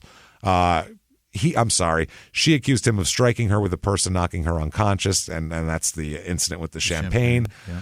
Her lawyers claim that she was hospitalized several times. She said she would lie to doctors and friends about who caused the bruises. Because when your kids are little, like, they do hit you with shit. So you could. I remember I got hit in the fucking right in the mouth with a fucking car one time for my daughter. She split my lip open. And people were like, "Jesus, what happened?" And I was like, "My 2-year-old bashed me with a car." They were like, "Swear to God, right. That's what happened." It was like a big plastic car. She just wailed me and just got it right on the tooth perfectly and cut my fucking lip. But I know a very masculine man who got hit with a candlestick, came to work and told us that he fell. Yeah, two black guys. They don't want to. Yeah, but he got hit by his wife. But yeah, she didn't admit it to protect him though. A candlestick was even involved in this. Even when she was pregnant, he said she said he would beat her. They claim all that. They said only in 2001 did she make the police report. Here's one. At one point, Kid cut her lip by throwing a large cookie at her on a plane from Mexico. What? He threw a big cookie at her, and I guess it hit her in the mouth and cut her lip open because it hit against her tooth. So afterwards, Kid blamed Jason blamed the son, TJ, for throwing a cookie at his mother. Way to go, TJ. God So damn yeah, it. TJ threw a cookie at her, man. Look at that. Meanwhile, it was him, she said. And he's saying the whole thing. She said in her papers she only hit him once, had one incident of violence against him when he was taunting her for crying, so she threw a TV remote at her, or at him. Yeah. She threw the remote at him. Yeah. She said that his claim that she laid in front of his car to stop him from going to practice is also a lie. She says she only sat on the trunk of his car once on New Year's Eve when she didn't want him to go out. And she said she soon realized that wasn't a good strategy because he just punched it and drove out with her on the fucking trunk, almost killed her, basically. Wow. She realized, he doesn't care about my safety at all. He won't stop if I'm on his trunk. He'll just go. So that doesn't work. That's what she claims. She says it's also that she and not him who tried to protect the kids from the whole domestic situation.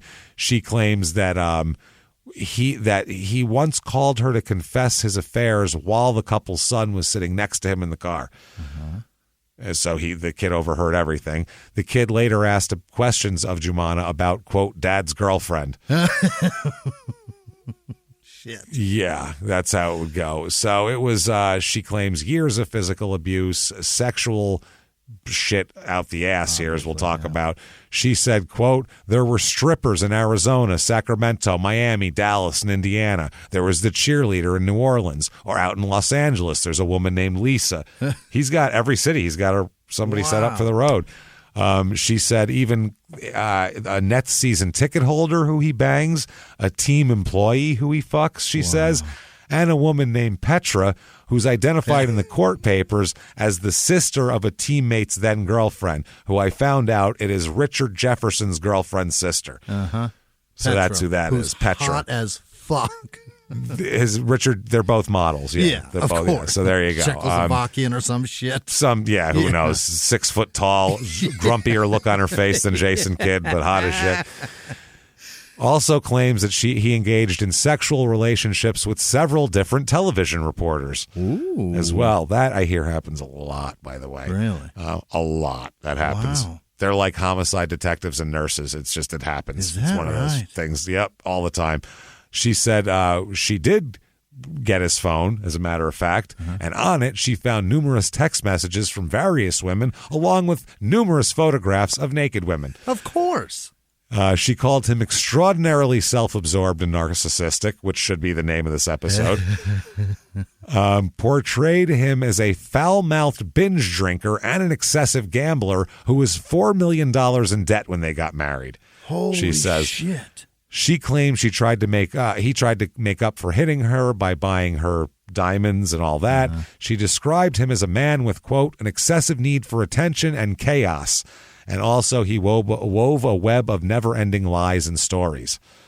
And she said she did track his car, though. That's true. I believe it. But she said that she suggested that he suggested that she leave the device on the car so she could see that he wasn't fucking around. So, she also said she found a photograph of a naked pregnant woman on his secret cell phone with the caption, quote, if lost, return to Papa Bear. Whose baby is that? She assumed that meant the kid's his, probably. Yeah. So she denies she insulted him during the game that night in Jersey with the phone, but she said she did ask him, Papa Bear, is she pregnant?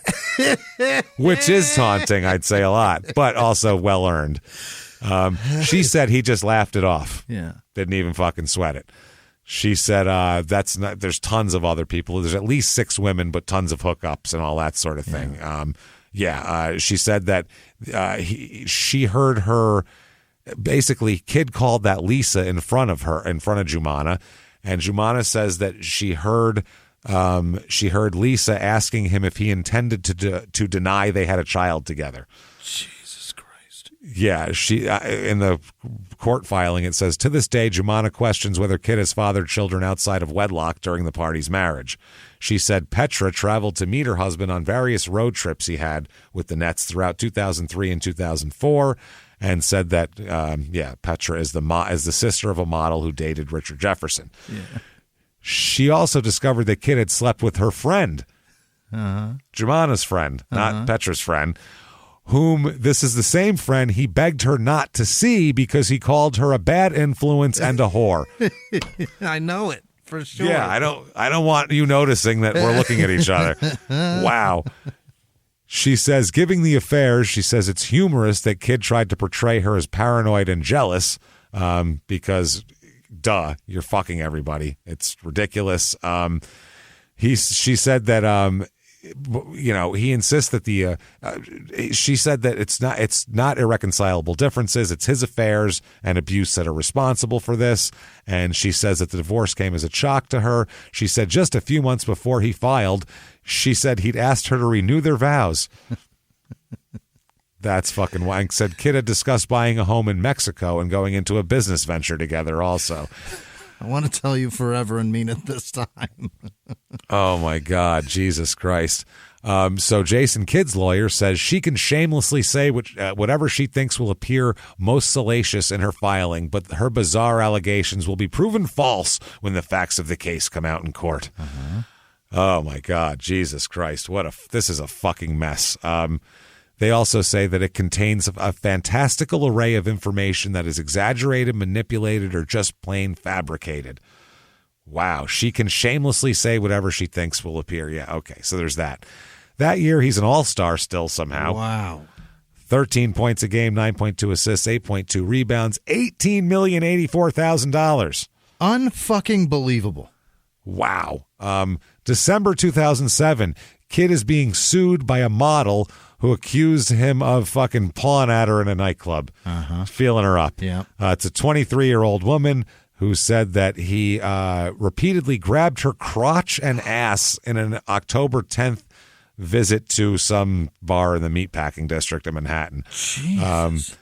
The woman's lawyer said, Jason Kidd is another athlete who is out of control. Just because he's a famous basketball player does not give him the right to do this to any women. And a lawyer for Kidd said it's a brazen and defamatory search for a payout.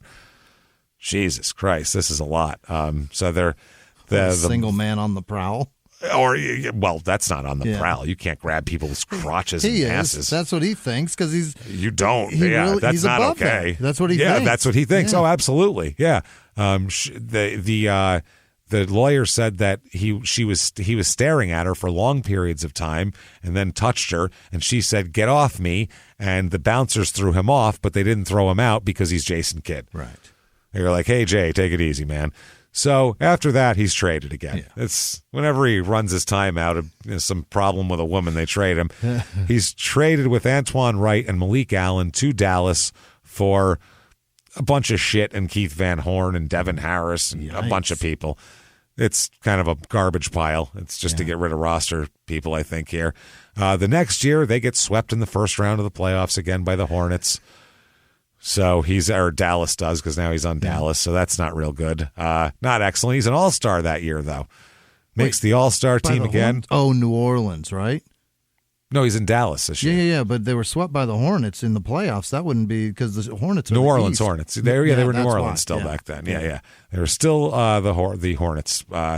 Has a good year, though. I mean, not bad. 10.8 points, 10.1 assists, 7.5 rebounds. Plays in the 2008 Olympics somehow. Wow. Yeah. This team, you want to name some people on it? In 2008? Jeez. This is a monster team. This is the team they got everybody to play on. This is Kobe. Dwayne Wade, LeBron, Kobe, Carmelo Anthony, Dwight Howard, Chris Bosh, Chris Paul, Deron Williams, Tayshaun Prince. How the fuck did he end up on there? Carlos Boozer, Michael Redd, Jason Kidd. That's a squad. The worst team nasty. the worst player is who? There was two right next to each other. Michael Redd. Probably. Yeah, maybe. Boozer was pretty good. He was all right. Two before him. Tayshaun Prince and Deron Williams. Yeah, they don't. Deron Williams is probably the worst one. Tayshaun Prince was a great three-point shooter. Yeah, he was okay. Yeah. So anyway, they win the gold medal. Of course they did. They 8-0 that year, obviously, and crush people. So 2008, 2009, Dallas beats the Spurs in the first round of the playoffs, loses to Denver in the second round of the playoffs. Jason's not an all-star that year. 9 points, 8.7 assists, 6.2 rebounds. But he makes, are you ready for this, Jimmy? Oh, Jesus. $21,372,000. Holy shit. Jesus Christ. 2,000. Is that crazy? He's made $200 million in the NBA? Well, I got a total at the end here. Jesus. 2009, 2010, the Mavericks are bounced again in the first round by the Spurs this year again. The Spurs were so tough for a long time. But he made the All-Star team that year. Oh, that's great. So 10.3 points, 9.1 assists. He makes $8 million because he had to re-sign there. Right. So 2010-11, this is the year when they go all the way to the finals and they're playing the Heat this year. Yeah. Okay? And they're asking, are you going to win one for Jason Kidd before he retires? And Dirk Nowitzki said, I haven't really thought about it like that at all. He said, I mean, yeah, he's our point guard and I like him, but to win a championship for him, I don't know. Yeah, that just seems a little strange. I'd do it for me. If he was a beloved figure that was at the end of his career, they'd be like, let's win one for him, man. Like, he's not, no one gives a shit about him. They don't like him. No one cares. And they like some team, they talked to some team guy on a anonymity, and he's like, not one person has said, let's win this for Jason. No one fucking cares about him at all. So anyway, they end up winning the title in 6 games. Jason Kidd said, I think the biggest thing is that I was very lucky to be in the right place at the right time. There's a lot of great players who haven't won championships, and I don't know that it really defines them as a loser. I think that when you look at who's won championships, that's not a lot of teams. The Lakers, Boston, and San Antonio, I think, are the only teams who have won championships in the last 7 years. I might be off. I might be missing a team. And they said, yeah, Miami in 2006. And he went, oh, yeah, Miami. That's right. Yeah, that's right. Yeah. So Rick Carlisle, the coach, said, Jason's DNA is all over this thing. Oh, you can't don't say that. This is a guy that Jason's just pawed some stripper to get moved here. You idiot. Is all over this thing. It's like a bukkake session. You can't go anywhere. You go in there with a black light, that's all you're going to see is Jason's DNA. Jesus, gross. He's just talking about, he said, you don't see some of the gaudy statistics in terms of points scored or something like that, but, he's the guy who makes the engine run, basically. He said he's one of the all-time greats. There's no question about it. And for Jason Kidd, he said it's, this validates him, basically. They said, are you going to be like John Elway and walk away? And he said, nope, I got too much left in the tank. We're going to go until the wheels fall off, I guess. I feel great mentally and physically. I understand I'm not as fast as I was when I was 25, but I love being out here with the young guys and playing and just being one of the small pieces to help the team win. Okay. Small pieces at $8,610,000. Oh, boy. Also, September 10th, 2011, he marries again. Really? He marries a woman named Portia. Okay. You know how the, Porschch, like Porsche? Uh-huh. Take the E off and put an L-A instead. Portia. Okay. Portia Coleman he marries. Yeah. Coleman. Fucking Coleman. Portia Coleman. Change your last name if your name's Portia. It should be like Davina or some shit like that. It shouldn't just be some girl from Texas named Portia. Portia. So next season, Dallas is swept in the first round. Kidd only has 6.2 points a game. Yeah. Not going well. $10,121,000 though. Damn. July 12th, 2012, signs as a free agent with the Knicks. What? Yeah. So with the Knicks, 3 days later, July 15th, 2012, 2 a.m., he is arrested by Southampton, Long Island Town Police and charged with misdemeanor driving while intoxicated, of course. Damn it, Jason. About 2 a.m., he struck a telephone pole a few blocks away from his house and ended up in the woods. He is a terrible drunk driver. Not a good drunk driver. They said single car accident, 2010 Escalade, hit the pole, went into the woods in Watermill around, that's the name of the town, about 2 a.m., and suffered minor injuries, was treated at the hospital, transferred, all that shit. And his attorney said Jason was involved in a single car accident on his way back home from a charity function last night. He suffered minor injuries and was treated and released from a local hospital. He's pleaded not guilty to the DUI charge and awaits further court proceedings. Yeah. So, what he was doing was he was having a good old time that night. Also, his tire was flat. Oh, because from the crash. Okay. Yeah. His car was so fucked up, an NYPD officer said, quote, "That's really his car? I can't believe Jason Kidd actually survived that. When I see an accident that bad, I expect to see at least a serious injury, if not a death." Holy shit. was a real bad one. Usually when the cars are like that, the only people that survive them, James, drunk people. You know it. Well, they asked him, Jason, did you do any drinking tonight? He said, I had a few. And your hands go behind your back. And no, you fucking end up. Jason, the answer is a couple, not a few. We went over this. None, one, a couple, and a few. A few means 10, 11, 12. Yes. A few means I lost count. Yeah. That's what a few means. 2 means 5. Yep. 1 means 2. Yeah. That's how it works. None means 1. Probably. Or maybe none. Yeah, I had at least weed. 1 means I smoked weed. I'm fine. So, a few. Jason. So he was at the Fostering a Legacy benefit.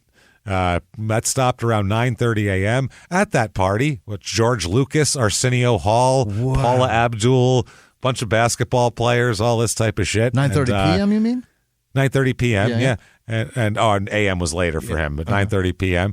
They said that liquor flowing freely, bottles of red wine everywhere. He was seen drinking all over the place. Yeah, they said that he guests were drinking Malibu red cocktails with tequila and rum, and they're drinking fucking wine and all sorts of shit. So they said that, what was it here? Yeah, he's got to go to court. He's got DUI charges, and he's pretty fucked here on those two because he's got no defense to this. Everyone saw him drinking. Definitely drinking. He's in a lot of trouble. I bet he would not like to be Jason Kidd at the moment because it's embarrassing, and that's understandable. There's a lot of other people out there who would also not like to be Jason Kidd, and I feel bad for those people, everybody, including Jason Kidd, president at Hearing Lab Technology, LLC, in Dallas, by the way. Poor guy. Jason Kidd, founder Outcast Brands, Premium Irish Spirits, and Blood Monkey Gins in Ireland. Holy shit. Jason Kidd, senior residential assistant at Centerstone in Wayne City, Illinois. Jason Kidd, student enrolled at the University of Alabama in Huntsville. And Jason Kidd, section leader and trainer at Trader Joe's in Newport News, Virginia. You poor son of a bitch. So he's terrible on the Knicks this year. It was 6 points a game. He's not doing much. He makes $3,090,000. The Knicks actually went to the playoffs that year, shocking enough, but they lost to Indiana in the playoffs. His career earnings, $187,675,468. Holy shit. He is second, when he retires, second all-time leader in assists. Is that right? Yep, it's John Stockton, 15,806. Jason Kidd, 12,091. And then the closest one right now is Chris Paul, 10,977. He's not going to catch even him. close. He's not going to catch and then him. Steve Nash has 10,335. Mark Jackson's right there. Magic Johnson has about 10,100. Wow. LeBron has 10,045. Oscar Robertson, Isaiah Thomas, Gary Payton rounds that out. He's going to be second all time for a long time. For a long time. And triple doubles, too. He is fourth all time in triple doubles still to this day. Russell Westbrook has 194. Oscar Robertson, 181. Magic Johnson, 138. Followed by Jason Kidd, 107, and then LeBron, 105, and then after LeBron is Wilt Chamberlain. Wow. So he's going to be fifth real quick here. Yep. So he's hired June 12th, 2013. He's hired by the Brooklyn Nets as the head coach. Very rare. It's only the third person since the NBA-ABA merger to debut as a head coach in the season after he retired as a player. Wow. Yeah, I know like in baseball, they like to have a 5-year rule of coaching. They don't like you to coach. So he goes to DUI court, pleads guilty to misdemeanor drunken driving, and was placed on interim probation. And the judge asked him in the plea hearing how much he'd consumed before his arrest. He said, quote, a couple drinks, 3 or 4. A couple is 2.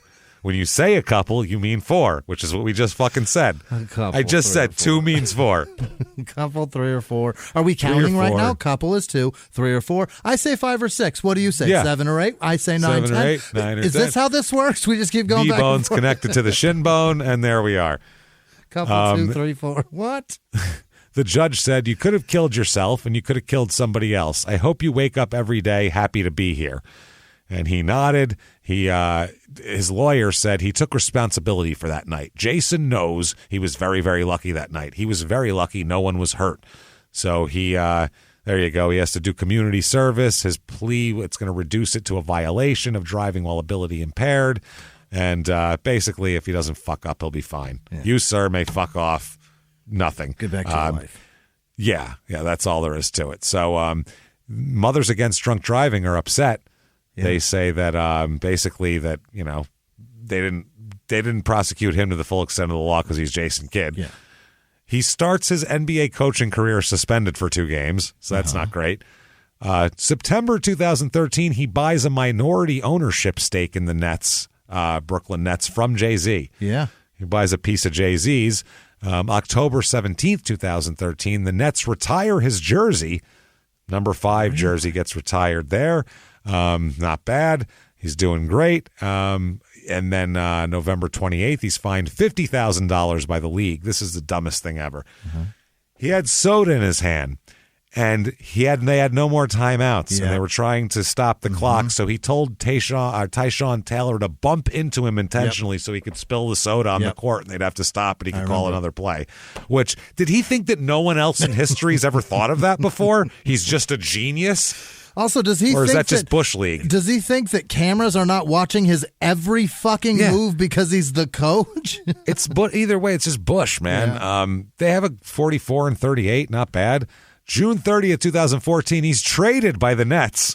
As a coach? They traded their coach, yep. Traded to the Bucks for a 2015 second-round draft pick and a 2019 second-round draft pick. You can do that? You can trade coaches, absolutely. And he did. So there you go. He's going to coach. He's fired by Milwaukee in 2018. Yeah. So he coaches there a few years. He gets 4 seasons in there. He's fired. He ends up going as an assistant coach for the Lakers and winning a championship there in 2020. Wow. And then he's hired by Dallas. And 21-22, this past season was his first season as Dallas's head coach. And he did a pretty goddamn good job. They went to they got they ran into a juggernaut. There's nothing you can do with that. Right. 2018, he is inducted into the Basketball Hall of Fame. Wow. And that's not surprising. That's for all levels, too. High school, college, pro. He's great at every level. Yeah. He belongs there. 2019, like I said, he's hired there. 2021, he is named to the NBA 75th anniversary team. No kidding. So there's that. Yeah. And then he's hired, like we said, with the Mavericks. Now, August 11th, 2021, here is his son, TJ, on Twitter. Okay. I'm sorry, this is Instagram. My biggest hope for this post is that someone going through something similar can get a better sense of how valuable they are and stop looking for affirmation from someone who is not equipped to give it to you, even if that person is your parent. The most annoying questions I get every time someone, quote, recognizes me: how's your dad doing? What's he up to? So I'm just going to simplify it for everyone because I'm tired of carrying this massive burden. All caps, I don't know. I don't speak to him. We don't have a relationship at all anymore. I tried incredibly hard to make our relationship work, but when he and my mom got divorced, he pretty much divorced us too. My parents got divorced in 2008. It was, as most divorced kids could tell you, horrible. It sucked twice as much because of who my parents were. It sucks when you have to dad in the news for a bunch of bad and horrible reasons. Usually never anything positive or good. I think that he constantly surrounds himself with people who enable him and tell him what he wants to hear instead of what he needs to hear. Yeah, I'm sure. Yeah. He's only doing damage to himself. Being in a toxic relationship of any kind will do damage to you mentally, and it did for me for a long time. I wanted my dad to be proud of me, to actually give a crap. I lied to myself so much. I kept wanting to believe that he was a good person and a good dad. I wanted to be like him until I realized I didn't. He is a hell of a point guard, period. If you follow me because you rock with me, thank you, and I appreciate you. But if you're a fan of his and follow me because you're a fan of his, unfollow me. He said, this happens a lot. So today, I have the time. So, to answer this question for those of you who have had any doubt whatsoever, he is I is he, the little kid y'all made fun of for having the big head and mustache at 5 at all those NBA games. Oh. Poor kid. Yeah, I saw it. Never understood it. I think it's hilarious now. At the time, though, you don't when you're a kid. I'm well aware of my father's many basketball accomplishments, shoes, trading cards, and whatever else you feel the need to tag me in. Yeah. That's got to be annoying. I'd appreciate it greatly if you all would stop tagging me in stuff that has to do with him. He's on IG now, so tag him. I honestly don't mind talking basketball or whatever at all, but stupid crap like this will no longer be tolerated by this page. You can refer to a previous post of mine if you're looking for an explanation, which isn't owed at all. But for some reason, I have to keep repeating myself. I'd like to be remembered for more than just a prop to being just a prop to someone who saw me as nothing more than that, a prop. That's what it really feels like, too. Up. Unfortunately, I do something remarkable outside of who I'm related to, working on that. Until I do something remarkable outside of who I'm related to. I unfortunately have to carry this label with me until then.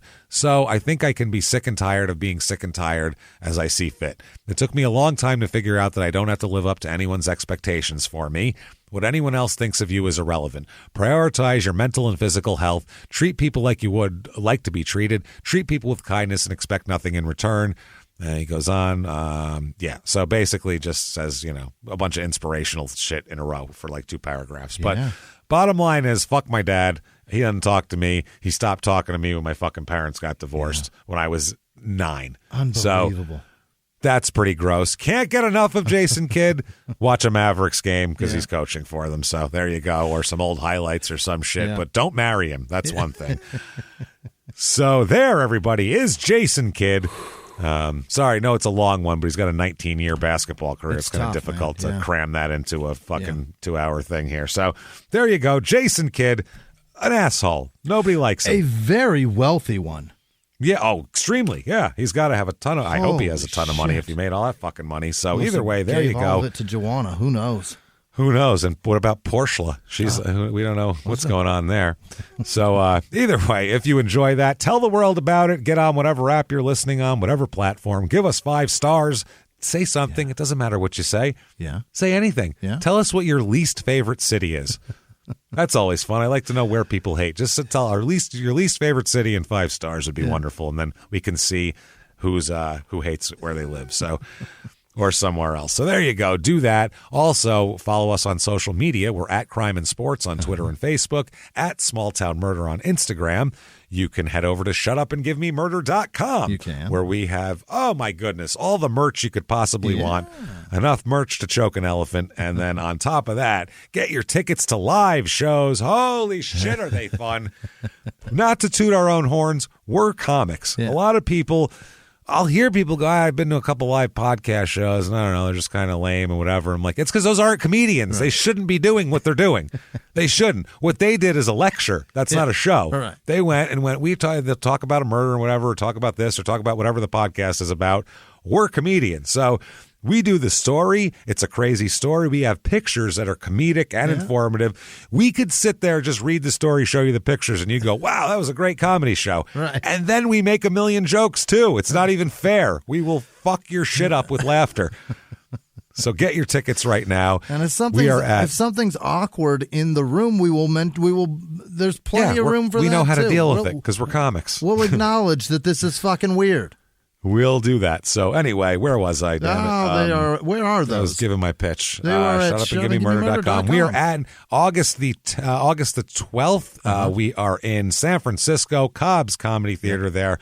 2 shows that night, and they will be different shows. They're both Small Town Murder, different cases, different shows, so you can come see both if you want. Next night in Sacramento, the Small Town Murder sold out, but the Crime and Sports still has tickets. Get your tickets. It's almost done, so sell it out. Let's go. If you want to go, get your tickets now.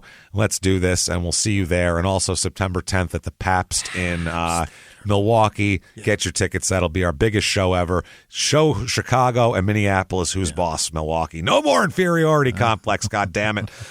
So there you go. Do all of that and come see us at a live show. Patreon.com/Crime and Sports is where you get all of the wonderful bonus stuff. And damn it, our bonus stuff is good too. Solid. It's excellent. You're going to get tons of it. You're going to get every other week. You're going to get 2 new episodes of Crime and Sports and a Small Town Murder. And you're going to get access to everything for $5 or above. And we are consistent. We put that stuff out and it's good shit.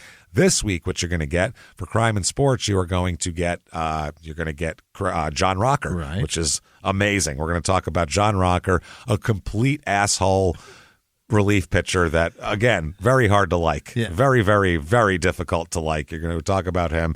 And then for Small Town Murder, one of the most requested cases ever, someone who's such a huge asshole. He's murdered in town in front of tons of witnesses, and they're not, like I said, it's not a Gambino family barbecue. Yeah. It's not like a bunch of mob guys going, I don't know what happened to him. These are like upstanding town folks and church people and the guy who runs the store down the street, and they're like, I didn't see nothing because he's such an asshole. So it's an amazing story. Check that out. Patreon.com/crime and sports, and you will get a shout out at the end of the show. As a matter of fact, it's right now. Yeah. And also you get that if you donate to PayPal as well, using our email address, crimeandsports@gmail.com. God damn it, Jimmy.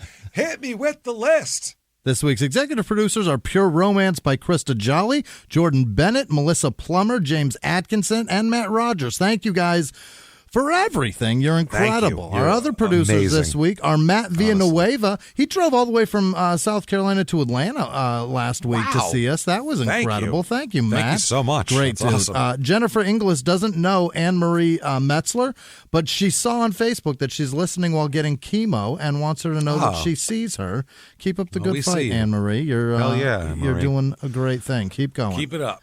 Other producers continued are Marissa Oman Hughes, Amanda Hop, I think. Happy Hour checking in Biloxi, Liv Seidel and Tula. Joey Pepperoni Nips sticking around. Thank you, There Joey. he is.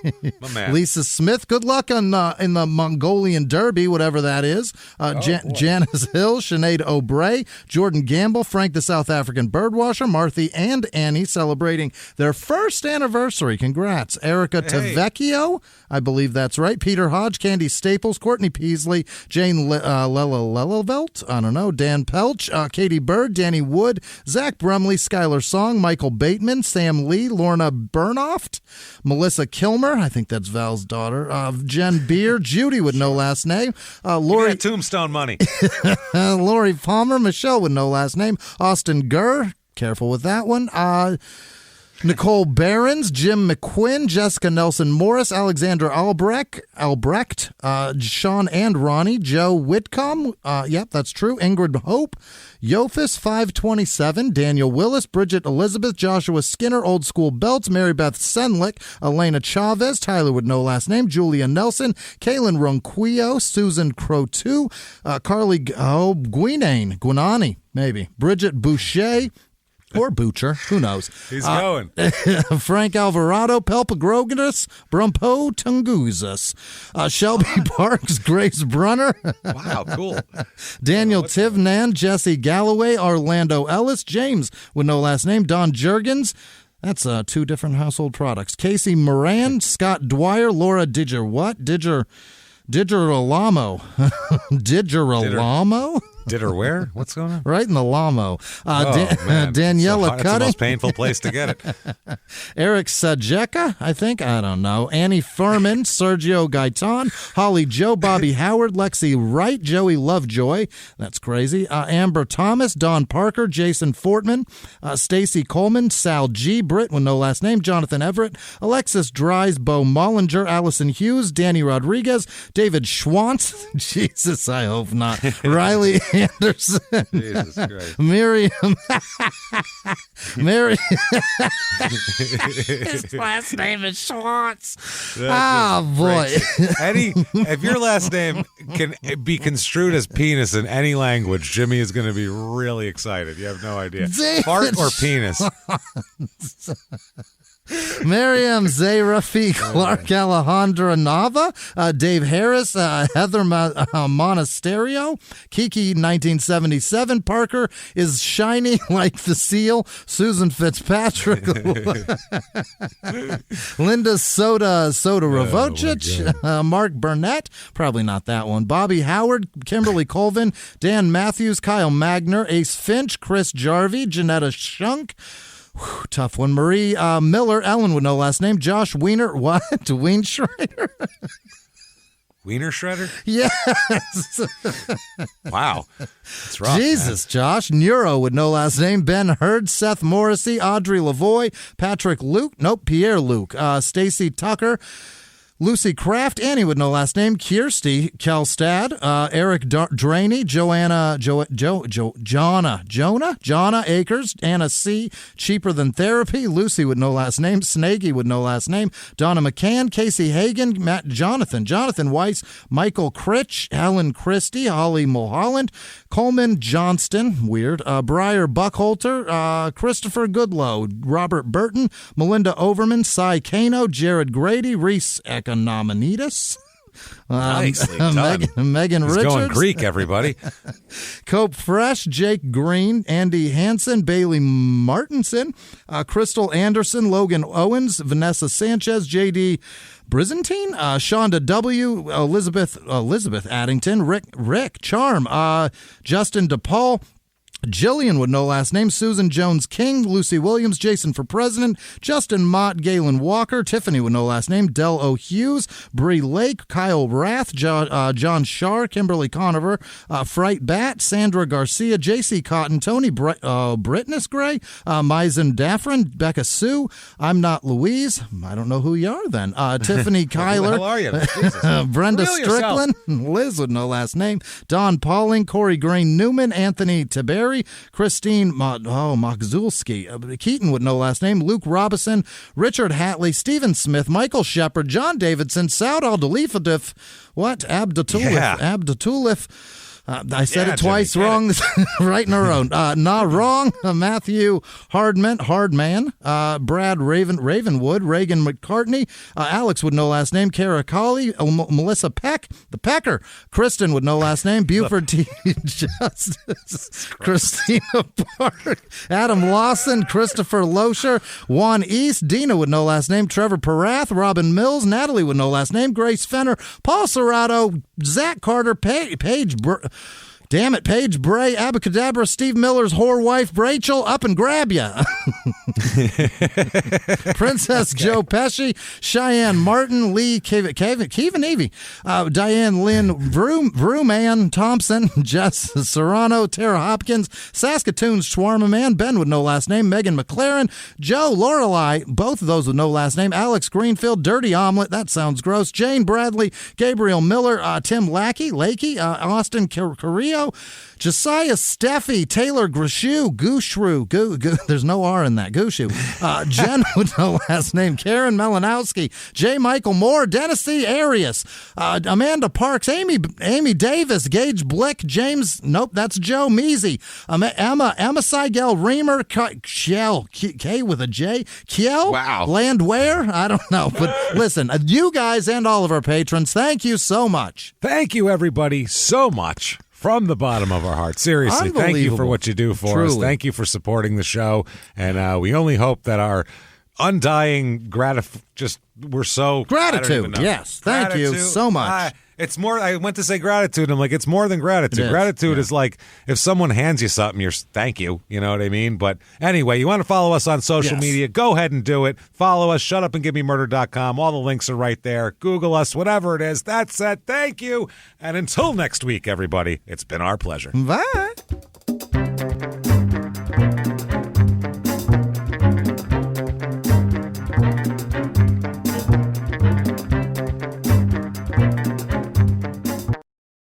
If you like crime and sports, you can listen early and ad-free now by joining Wondery Plus in the Wondery app or on Apple Podcasts. Prime members can listen early and ad-free on Amazon Music. Before you go, tell us about yourself by filling out a short survey at Wondery.com/survey.